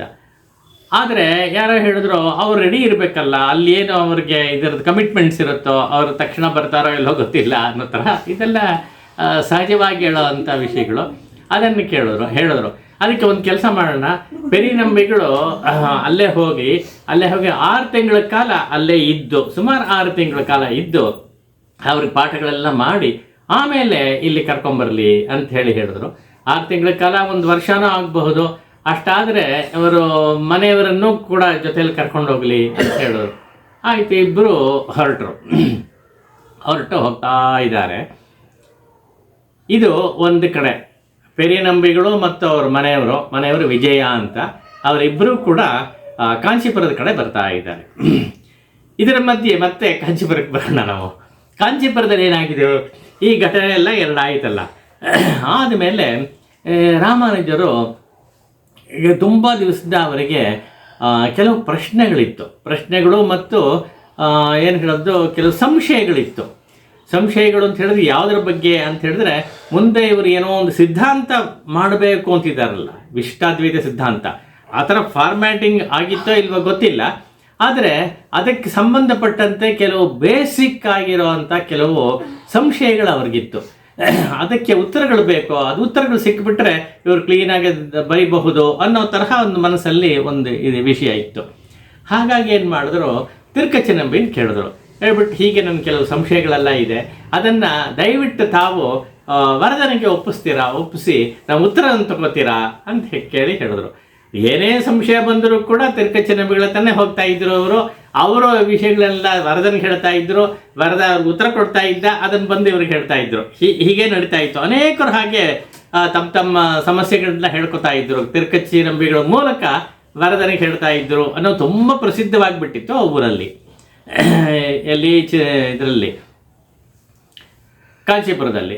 ಹಾಗಿದ್ದಾಗ ಇವರು ಕೂಡ ಹೇಳಿದ್ರು, ಸರಿ ಹೇಳ್ತೀನಿ ನಾನು, ಏನು ನಿನ್ನ ಪ್ರಶ್ನೆಗಳು ಸಂಶಯಗಳು ಅಂತ ಹೇಳ್ತೀಯಾ ಅಂತ ಕೇಳಿದ್ರು. ಒಂದು 6 ಪ್ರಶ್ನೆಗಳಿದೆ ಅಂತ ಹೇಳಿದ್ರಲ್ಲ. ಅದಕ್ಕೆ ಇವ್ರು ಏನು ಮಾಡಿದ್ರು, ಪ್ರಶ್ನೆ ಏನು ಅಂತ ಹೇಳಲೇ ಇಲ್ಲ. ಅಲ್ಲ, ಇದನ್ನು ವರದನಿಗೆ ಗೊತ್ತಿಲ್ವಾ? ಎಲ್ಲವೂ ತಿಳಿದಂಥ ವರದನಿಗೆ ನನ್ನ ಮನಸ್ಸಲ್ಲಿರೋ ಪ್ರಶ್ನೆಗಳು ಏನು ಅಂತ ಗೊತ್ತಿರಲ್ವಾ? ಅವನೇ ಪ್ರಶ್ನೆಗಳು ತಿಳ್ಕೊಂಡು ಉತ್ತರ ಹೇಳಲಿ ಅಂತ ಇವರು ಒಂಥರ ಕಿಲಾಡಿ ಹಾಗೆ ಹೇಳಿದ್ರು. ಸರಿ ಆಯ್ತಪ್ಪ, ಅದನ್ನು ವಿಜ್ಞಾಪನೆ ಮಾಡ್ಕೊತೀನಿ ನಾನು ವರದನಿಗೆ ಅಂಥೇಳಿ ಹೋದರು ಇವರು ತಿರುಕಚ್ಚನಂಬಿಗಳು. ಅದು ವರದ ಪ್ರಾರ್ಥನೆ ಮಾಡ್ಕೊಂಡಾಗ ಬಂದ, ಅದು ಬರ್ತಾ ಇದ್ದಲ್ಲ ಯಾವಾಗಲೂ, ಅವಾಗ ಅವ್ನು ಕರೆದಾಗ ಬರ್ತಾ ಇದ್ದ, ಕರೀದೇ ಇದ್ದರೂ ಬರ್ತಾ ಇದ್ದ, ಹೀಗೆಲ್ಲ ಆಗ್ತಿತ್ತಲ್ಲ. ಬಂದಾಗ ಹೇಳಿದ್ರು, ಹೀಗೆ ರಾಮಾನುಜನಿಗೆ ಕೆಲವು ಪ್ರಶ್ನೆಗಳಿದೆಯಂತೆ, ಸಂಶಯಗಳಿದೆ, ಅದಕ್ಕೆ ಉತ್ತರ ಬೇಕಂತೆ, ಅದಕ್ಕೋಸ್ಕರ ಉತ್ತರ ಕೊಟ್ಟರೆ ನಾನು ಹೋಗಿ ತಿಳಿಸ್ತೀನಿ ಅಂತ ಹೇಳಿದ್ರು. ಆಯಿತು, ಹೇಳ್ತೀನಿ ನಾನು, ಪ್ರಶ್ನೆ ಏನು ಅಂತ, ಅವನ ಮನಸ್ಸಲ್ಲಿರೋ ಪ್ರಶ್ನೆಗಳೇನು ಅಂತ ನನಗೆ ಗೊತ್ತು ಅಂತ ಹೇಳ್ತಾರೆ. ಪ್ರಶ್ನೆಗಳೇನು ಅನ್ನೋದು ಹೇಳಲ್ಲ, ಆದರೆ ಉತ್ತರ ಮಾತ್ರ ಹೇಳ್ತಾರೆ. ಉತ್ತರವನ್ನು ಇಟ್ಕೊಂಡು ನಾವು ಪ್ರಶ್ನೆ ಏನು ಅಂತ ಬೇಕಾದ್ರೆ ಊಹಿಸ್ಕೋಬೋದು. ಮೊದಲನೇ ಇದು ಸಂಶಯಕ್ಕೆ ಉತ್ತರ ಇದೇನೆ ಅಂತ ಹೇಳ್ತಾರೆ. ಸಂಸ್ಕೃತದಲ್ಲಿ ಹೇಳ್ತಾರೆ, ನಾನು ಅದನ್ನು ಕನ್ನಡದಲ್ಲಿ ಈಗ ಹೇಳ್ತೇನೆ ಅಷ್ಟೇ. ಏನಪ್ಪ ಅಂತ ಹೇಳಿದ್ರೆ, ಈ ವಿಶ್ವ ಇದೆಯಲ್ಲ, ವಿಶ್ವಕ್ಕೆ ಮೂಲವಾಗಿರೋದು ಪ್ರಕೃತಿ. ಆ ಪ್ರಕೃತಿಗೆ ಮೂಲವಾಗಿರೋದು ಯಾವುದು ಅಂತ ಕೇಳಿದ್ರು ಅಂತ ಕಾಣುತ್ತೆ. ಆ ಪ್ರಕೃತಿಗೆ ಮೂಲವಾಗಿರೋದು ಪರಮಪುರುಷ ನಾನೇನೆ ಅಂಥೇಳಿ ಭಗವಂತ ಹೇಳ್ತಾನೆ. ಇದು ಒಂದನೇ ಇದು. ಇದರಲ್ಲಿ ಅವ್ರಿಗೇನೋ ಒಂದು ಡೌಟ್ ಇತ್ತು. ಯಾತಕ್ಕೋಸ್ಕರ ಈ ಡೌಟ್ ಬರುತ್ತೆ ಅನ್ನೋದನ್ನು ನಾವು ಈಗ ವಿಮರ್ಶೆ ಮಾಡೋಕ್ಕಾಗಲ್ಲ. ಯಾಕಂದರೆ ಇವ್ರ ಪಾಠಗಳೆಲ್ಲ ಆಗಿರೋದು ಅದ್ವೈತ ಸಿದ್ಧಾಂತದ ಪ್ರಕಾರ ಆಗಿದೆ. ಆದರೆ ಇವರಿಗೆ ಅದು ಎಷ್ಟೋ ಒಪ್ಕೊಳ್ಳೋಕ್ಕಾಗ್ತಿರಲಿಲ್ಲ. ಯಾದವ ಪ್ರಕಾಶರ ಮೂಲಕ ಬಂದಿದ್ದು, ಅದನ್ನು ಎಷ್ಟೋ ಇವರು ಒಪ್ಕೊಳ್ಳೋಕ್ಕಾಗ್ತಿರ್ಲಿಲ್ಲ. ಇವರು ಬೇರೆ ಥರ. ಆದರೆ ಇವರಿಗೆ ಡೆಫಿನೆಟಾಗಿ ಒಂದು ಐಡಿಯಾ ಬೇಕಿತ್ತು. ಅದ್ವೈತದ ಪ್ರಕಾರ ಇದೆಯೇ ಅಥವಾ ಇದು ಬೇರೆ ತರಹ ಇದೆಯೇ, ತಾವು ಯೋಚನೆ ಮಾಡೋ ತರಹ ಇದೆಯೇ ಅನ್ನೋ ತರಹ ಒಂದು ಸಂಶಯ ಇತ್ತು. ಅದನ್ನು ಕ್ಲಾರಿಫೈ ಮಾಡ್ಕೋಬೇಕು ಅನ್ನೋದು ಒಂದು ತೀವ್ರತೆ ಇತ್ತು ಅಂತ ಕಾಣುತ್ತೆ. ಅದಕ್ಕೋಸ್ಕರ ಈ ಥರ ಪ್ರಶ್ನೆಗಳು ಕೇಳಿದಾಗ ಮೊದಲನೇ ಸಂಶಯಕ್ಕೆ ಉತ್ತರವಾಗಿ ಸ್ಪಷ್ಟವಾಗಿ ಭಗವಂತ ಹೇಳ್ತಾನೆ, ನಾನೇ. ಅಂದರೆ ತಾನೇನೇ ಇದಕ್ಕೆ ಪ್ರಕೃತಿಯ ನಿಯಾಮಕನೂ ಆಗಿದ್ದೀನಿ, ಆ ಪ್ರಕೃತಿಯಿಂದ ಜಗತ್ತು ಉಂಟಾಯಿತು, ಅದಕ್ಕೂ ಇಂಡೈರೆಕ್ಟ್ ನಾನೇ ಕಾರಣನಾಗಿದ್ದೀನಿ ಅನ್ನೋದನ್ನು ಸ್ಪಷ್ಟಪಡುತ್ತಾ. ಎರಡನೇದು 3 ತತ್ವಗಳಿದೆಯಲ್ಲ, ಪರಮಾತ್ಮ, ಪ್ರಕೃತಿ ಮತ್ತು ಜೀವ ಅಂತ. ಈ ಪರಮಾತ್ಮನಿಗೂ ಜೀವಕ್ಕೂ ಏನು ಭೇದ ಇದೆಯಾ ಅಥವಾ ಎರಡು ಒಂದೇನಾ ಅಂತ. ಇದು ನಾವು ಸುಲಭವಾಗಿ ಅರ್ಥ ಮಾಡ್ಕೋಬೋದು. ಯಾಕೆಂದರೆ ಅದ್ವೈತ ಹೇಳೋದು ಎರಡು ಒಂದೇ ಅಂತ ಹೇಳ್ತಾ ಇದೆ. ಇದು ಸ್ಪಷ್ಟವಾಗಿ ಅವರಿಗೆ ಎರಡು ಒಂದೇನಾ ಬೇರೆ ಬೇರೆನಾ ಅಂತ ತಿಳ್ಕೊಂಬಿಡ್ಬೇಕು, ಭಗವಂತನ ಬಾಯಿಂದಲೇ ಬಂದ್ಬಿಡ್ಬೇಕದು ಅಂತ. ಅದಕ್ಕೆ ಭಗವಂತ ಎರಡರಲ್ಲೂ ಭೇದ ಉಂಟು, ಇದು ಸ್ವತಃ ಸಿದ್ಧ ಅಂತ ಉತ್ತರ ಕೊಡ್ತಾನೆ. ಅದಕ್ಕೆ ಎರಡನೇ ಪ್ರಶ್ನೆಗೆ ಅದು ಉತ್ತರ. ಅಂದರೆ ಪರಮಾತ್ಮನು ಮತ್ತು ಜೀವಾತ್ಮನು ಕೂಡ ಬೇರೆ ಬೇರೆ, ಎರಡಕ್ಕೂ ವ್ಯತ್ಯಾಸ ಇದೆ ಅಂತ. ತುಂಬ ನಾವು ಡೀಟೇಲ್ಸಿಗೆ ಈಗ ಹೋಗೋದು ಬೇಡ, ತುಂಬ ಅದು ಕತೆ ಬಿಟ್ಟು ತುಂಬ ತತ್ವಕ್ಕೆ ಹೋಗ್ಬಿಡುತ್ತೆ. ಅದೆರಡು ಬೇರೆ ಅಂತ ಉತ್ತರ ಕೊಟ್ಟ ಅಂತಷ್ಟು ಮಾತ್ರ ತಿಳ್ಕೊಳ್ಳೋಣ. ಇದು ಸ್ವತಃ ಸಿದ್ಧ, ಅಂದರೆ ನ್ಯಾಚುರಲ್, ಇದು ಸಹಜವಾದದ್ದು ಅಂತ ಹೇಳಿದ. ಮೂರನೇದು ಜೀವಿಗಳಿಗೆಲ್ಲ, ಜೀವದ ಬಗ್ಗೆ ಬಂತು, ಜೀವಿಗಳಿಗೆಲ್ಲ ಸುಲಭವಾದ ದಾರಿ ಯಾವುದು ಮೋಕ್ಷಕ್ಕೆ ಅಂತ ಕೇಳಿಸಿದ್ದಾರೆ. ಯಾಕೆಂದರೆ ಸಿದ್ಧಾಂತದ ಮುಂದೆ ಅದನ್ನು ಹೇಳಬೇಕಾಗತ್ತೆ. ಯಾವುದು ಅಂತ ಕೇಳಿದಾಗ ಭಗವಂತ ಅದಕ್ಕೆ ಉತ್ತರವಾಗಿ ಹೇಳ್ತಾನೆ, ಸುಲಭವಾದ ಉಪಾಯ ಯಾವುದು ಅಂತ ಹೇಳಿದ್ರೆ ಪ್ರಪತ್ತಿಯೇ ಉಪಾಯ ಅಂತ ಹೇಳಿದೆ. ಪ್ರಪತ್ತಿ ಅಂತ ಹೇಳಿದ್ರೆ ಶರಣಾಗತಿ. ಭಗವಂತನ ಪವಿತ್ರವಾದ ಪಾದಗಳಲ್ಲಿ ಯಾವನು ಶರಣಾಗತನಾಗ್ತಾನೋ ಅವನಿಗೆ ಮುಕ್ತಿ ಉಂಟು ಅನ್ನೋ ಅರ್ಥದಲ್ಲಿ ಅದೇನೇ ಉಪಾಯ ಅಂತ ಹೇಳ್ತಾರೆ. ನಾಲ್ಕನೇದು ಮತ್ತೆ ಆ ಉಪಾಯವನ್ನು ಹೊಂದಬೇಕಾದ್ರೆ ಹೇಗೆ, ಯಾವಾಗ ಸಿಗುತ್ತೆ ಅಂತ ಹೇಳಿದಾಗ ಆ ಥರ ಪ್ರಶ್ನೆ ಕೇಳಿರಬೇಕು. ಅದಕ್ಕೆ ಉತ್ತರವಾಗಿ ಭಗವಂತ ಹೇಳೋದು, ಅಂತ್ಯಕಾಲದಲ್ಲಿ ಭಗವಂತನಲ್ಲಿ ಪೂರ್ಣವಾಗಿ ಶರಣಾಗತನಾಗಿದ್ದರೆ ಅಂಥವನು ಅಂತ್ಯಕಾಲದಲ್ಲಿ ಒಂದು ವೇಳೆ ಅವನಿಗೆ ಭಗವತ್ ಸ್ಮರಣೆ ಮಾಡ್ಕೊಳ್ಳೋಕ್ಕಾಗದೇ ಇದ್ದಾಗ, ಹೇಳ್ತಾರಲ್ಲ ಕುಲಶೇಖರ ಆಳ್ವಾರು, ಕಂಠಾವರೋಧನ ವಿಧೋ ಅಂತ, ಅಂದರೆ ಸ್ಮರಣಂ ಕುತಸ್ತೆ ಅಂತ. ಅಂಥ ಒಂದು ಸಂದರ್ಭದಲ್ಲಿ ಪ್ರಾಣ ಕ್ರಮಣ ಸಮಯದಲ್ಲಿ ಏನು ವಾತ ಪಿತ್ತ ಶ್ಲೇಷ್ಮಗಳೆಲ್ಲ ಹಿಡ್ಕೊಳ್ಳೋ ಸಮಯದಲ್ಲಿ ಇವನಿಗೆ ಸ್ಮರಣೆ ಬರದೆ ಹೋದರೆ ಏನು ಮಾಡೋದು ಅನ್ನೋದ್ರ ಬಗ್ಗೆ ಯೋಚನೆ ಮಾಡಬೇಕಾಗಿಲ್ಲ. ಪರಿಪೂರ್ಣವಾಗಿ ಅವನ ಶರಣಾಗತಿಯನ್ನು ಪಡೆದಿದ್ದರೆ, ಭಗವಂತನಲ್ಲಿ ಇದ್ದರೆ ಅವನಿಗೆ ಅವನ ಸ್ಮರಣೆ ಬರದೇ ಇದ್ದರೂ ಕೂಡ ಮೋಕ್ಷ ಸಿಕ್ಕತ್ತೆ ಅವನಿಗೆ ಅನ್ನೋದು ಉತ್ತರ, ವರದರಾಜನ ಉತ್ತರ. 4ನೇ ಪ್ರಶ್ನೆಯೂ ಆಯಿತು. 5ನೇದು, ಅಂಥ ಒಂದು ಸನ್ನಿವೇಶದಲ್ಲಿ ನಾನೇ ಸ್ಮರಣೆಯನ್ನು ಉಂಟು ಮಾಡಿ ಅವನ ಮೋಕ್ಷವನ್ನು ಕೊಡಿಸ್ತೀನಿ ಅನ್ನೋ ಹಾಗೆ ಹೇಳೋದು. ಇದು 5 ಆಯಿತು.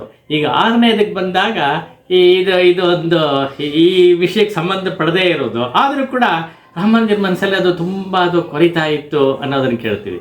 ಅದೇನಪ್ಪ ಅಂತ ಹೇಳಿದ್ರೆ, ಇವರಿಗೆ ಯಾದವ ಪ್ರಕಾಶರ ಪಾಠ ಕಲಿತಾ ಇದ್ರು, ಅದು ಮುಗಿದೋಯ್ತು, ಅವರೇ ಓಡಿಸ್ಬಿಟ್ರು, ಹೊರಗೆ ಬಂದಾಯಿತು. ಇನ್ನು ಆಚಾರ್ಯರು ಯಾರು ತಮಗೆ ಅನ್ನೋದು ಒಂದಿತ್ತು.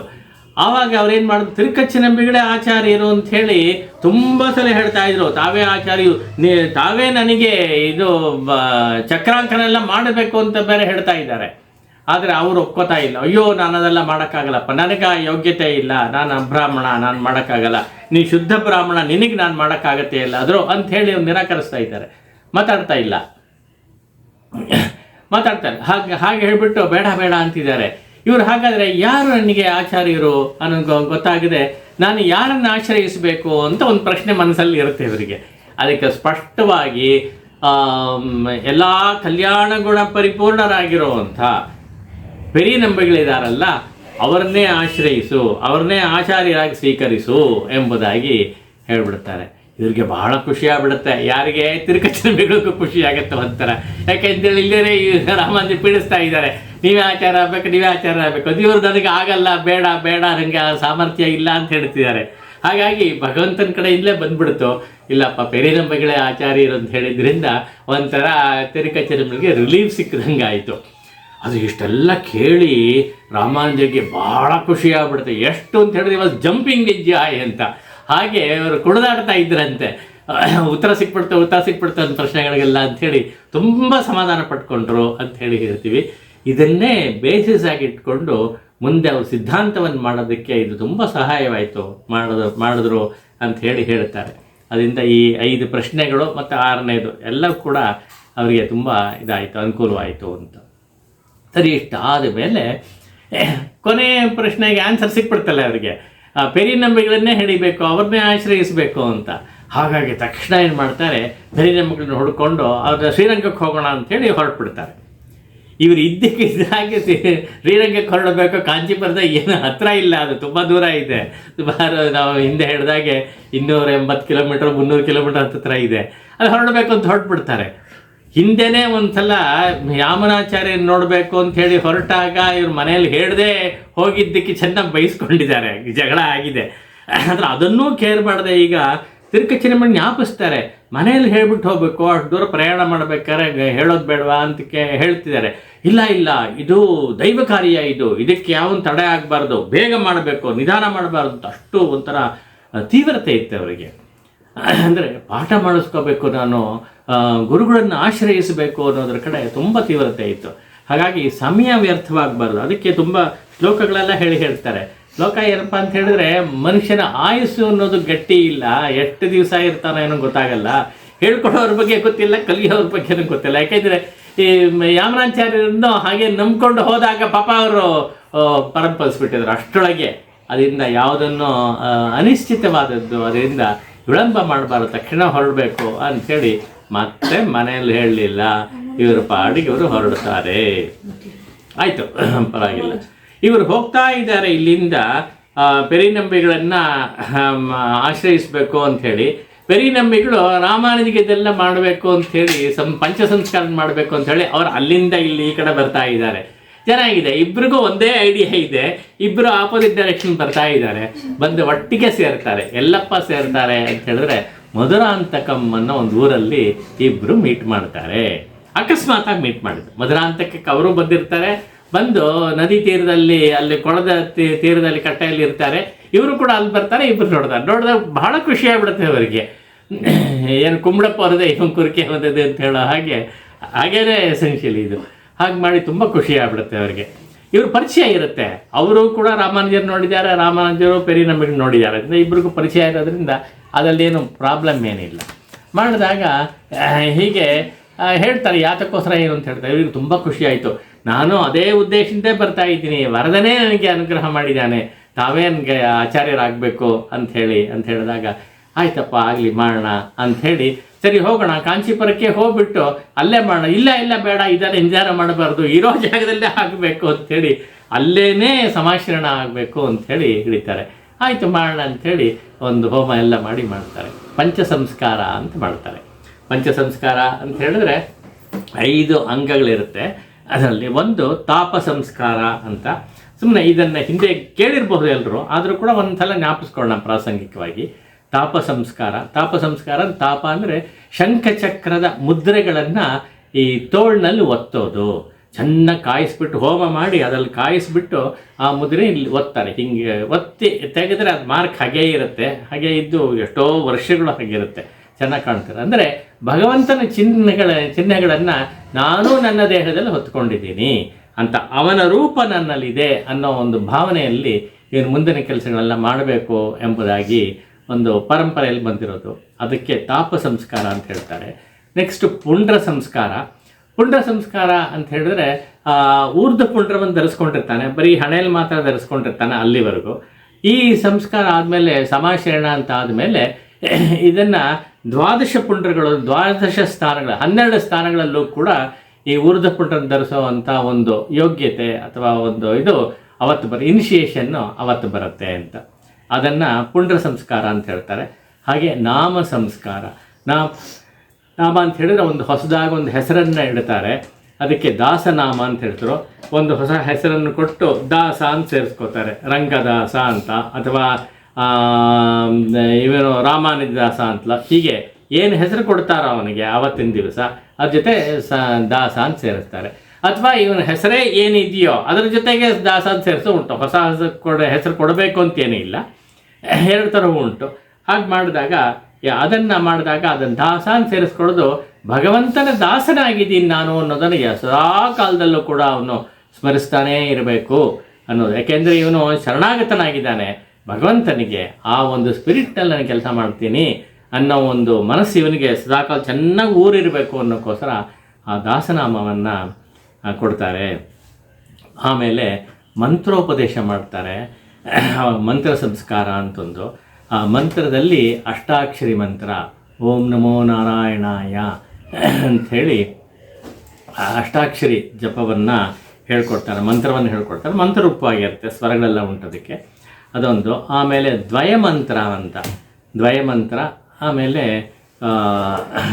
ಮತ್ತೊಂದು ಚರ್ಮಶ್ಲೋಕ, ಭಗವದ್ಗೀತೆಯಲ್ಲಿ ಕೊನೆಯಲ್ಲಿ ಬರುವಂಥ ಚರ್ಮಶ್ಲೋಕ. ಈ 3 ಕೂಡ ಉಪದೇಶ ಮಾಡ್ತಾರೆ. ಉಪದೇಶವೇ ಆಗುತ್ತೆ ಅದು. ಆ ಉಪದೇಶ ಮಾಡಿದ್ಮೇಲೆ ಆ ಮಂತ್ರವನ್ನು ನಿತ್ಯವೂ ಕೂಡ ಅವನು ಪಾರಾಯಣ ಮಾಡ್ತಾ ಇರಬೇಕು ಅನ್ನೋ ಒಂದು ಪರಂಪರೆ ಇದೆ, ಅದು ಮಾಡ್ತಾರೆ. ಇದು 4 ಆಯಿತು. 5ನೇದಾಗಿ ಇಜ್ಯ ಅಂತ. ಇಜ್ಯ ಅಂತ ಹೇಳಿದ್ರೆ ಆರಾಧನೆ, ಭಗವಂತನ ಪೂಜೆ ಅಂತ. ಭಗವಂತನ ಪೂಜೆಯನ್ನು ಮಾಡುವಾಗ ಭಗವಂತನ ಪೂಜೆಯನ್ನು ಮಾಡೋ ಒಂದು ಇದನ್ನು ಹೇಳಿಕೊಡ್ತಾರೆ. ಹೇಳಿಕೊಟ್ಟಾಗ ಅದು ನಿತ್ಯವೂ ಕೂಡ ಅವನು ಮಾಡಬೇಕು ಎಂಬುದಾಗಿ.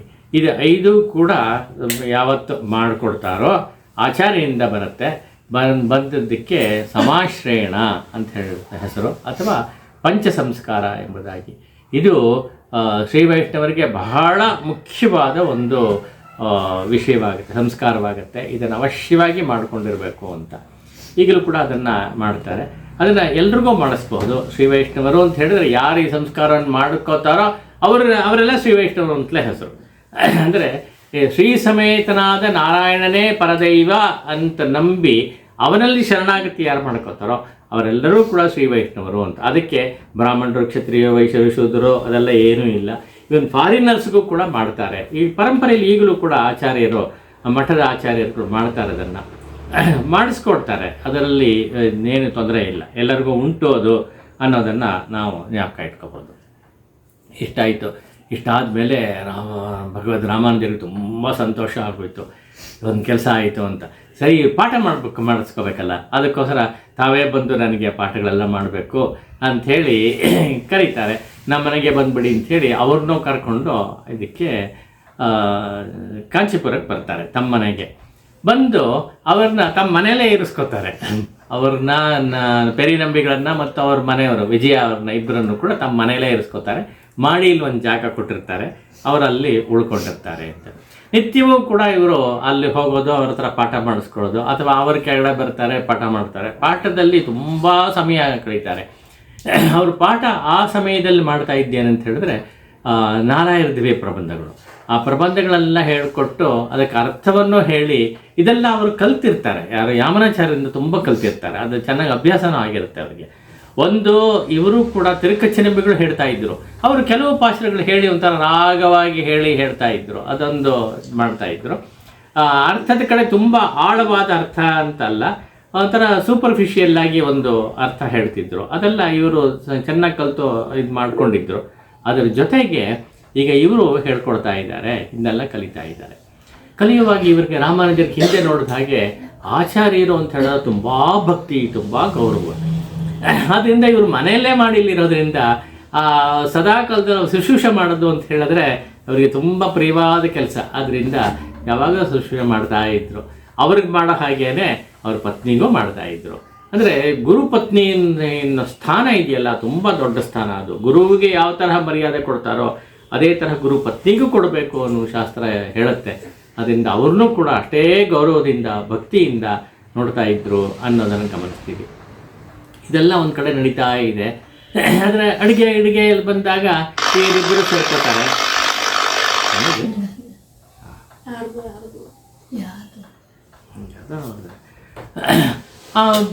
ಗುರು ಪತ್ನಿ ಇದಾರಲ್ಲ ಅವರು ಇದು ಮಾಡ್ತಾ ಇದ್ದಾರೆ. ಆದರೆ ಇವರಿಬ್ಬರು ತಂಜಾಂಬಾಳು ಮತ್ತು ವಿಜಯ ಅವರು ಇಬ್ಬರು ಕೂಡ ಸೇರಿ ಅಡುಗೆ ಮಾಡೋದು ಇದರಲ್ಲೆಲ್ಲ ಸ್ವಲ್ಪ ಸಹಾಯ ಮಾಡ್ತಿರ್ತಾರೆ ಅಂತ ಕಾಣುತ್ತೆ. ಆದರೆ ಜೊತೆಯಲ್ಲಿ ಸ್ವಲ್ಪ ಟಗಫಾರಗಳು ಸ್ವಲ್ಪ ಆಗ್ತಾ ಇರುತ್ತೆ. ಇಬ್ರಿಗೂ ಮಾತಿನ ವರಸೆಗಳು ಅದೆಲ್ಲ ಸರೋಗಲ್ಲ, ಹೊಂದ್ಕೊಳ್ಳಲ್ಲ. ಸಣ್ಣ ಸಣ್ಣ ಜಗಳಗಳು ಇವೆಲ್ಲ ಆಗ್ತಾ ಇರುತ್ತೆ. ಜಗಳ ಅಂತ ಹೇಳಿದ್ರೆ ಒಂದು ದೃಷ್ಟಿಯಿಂದ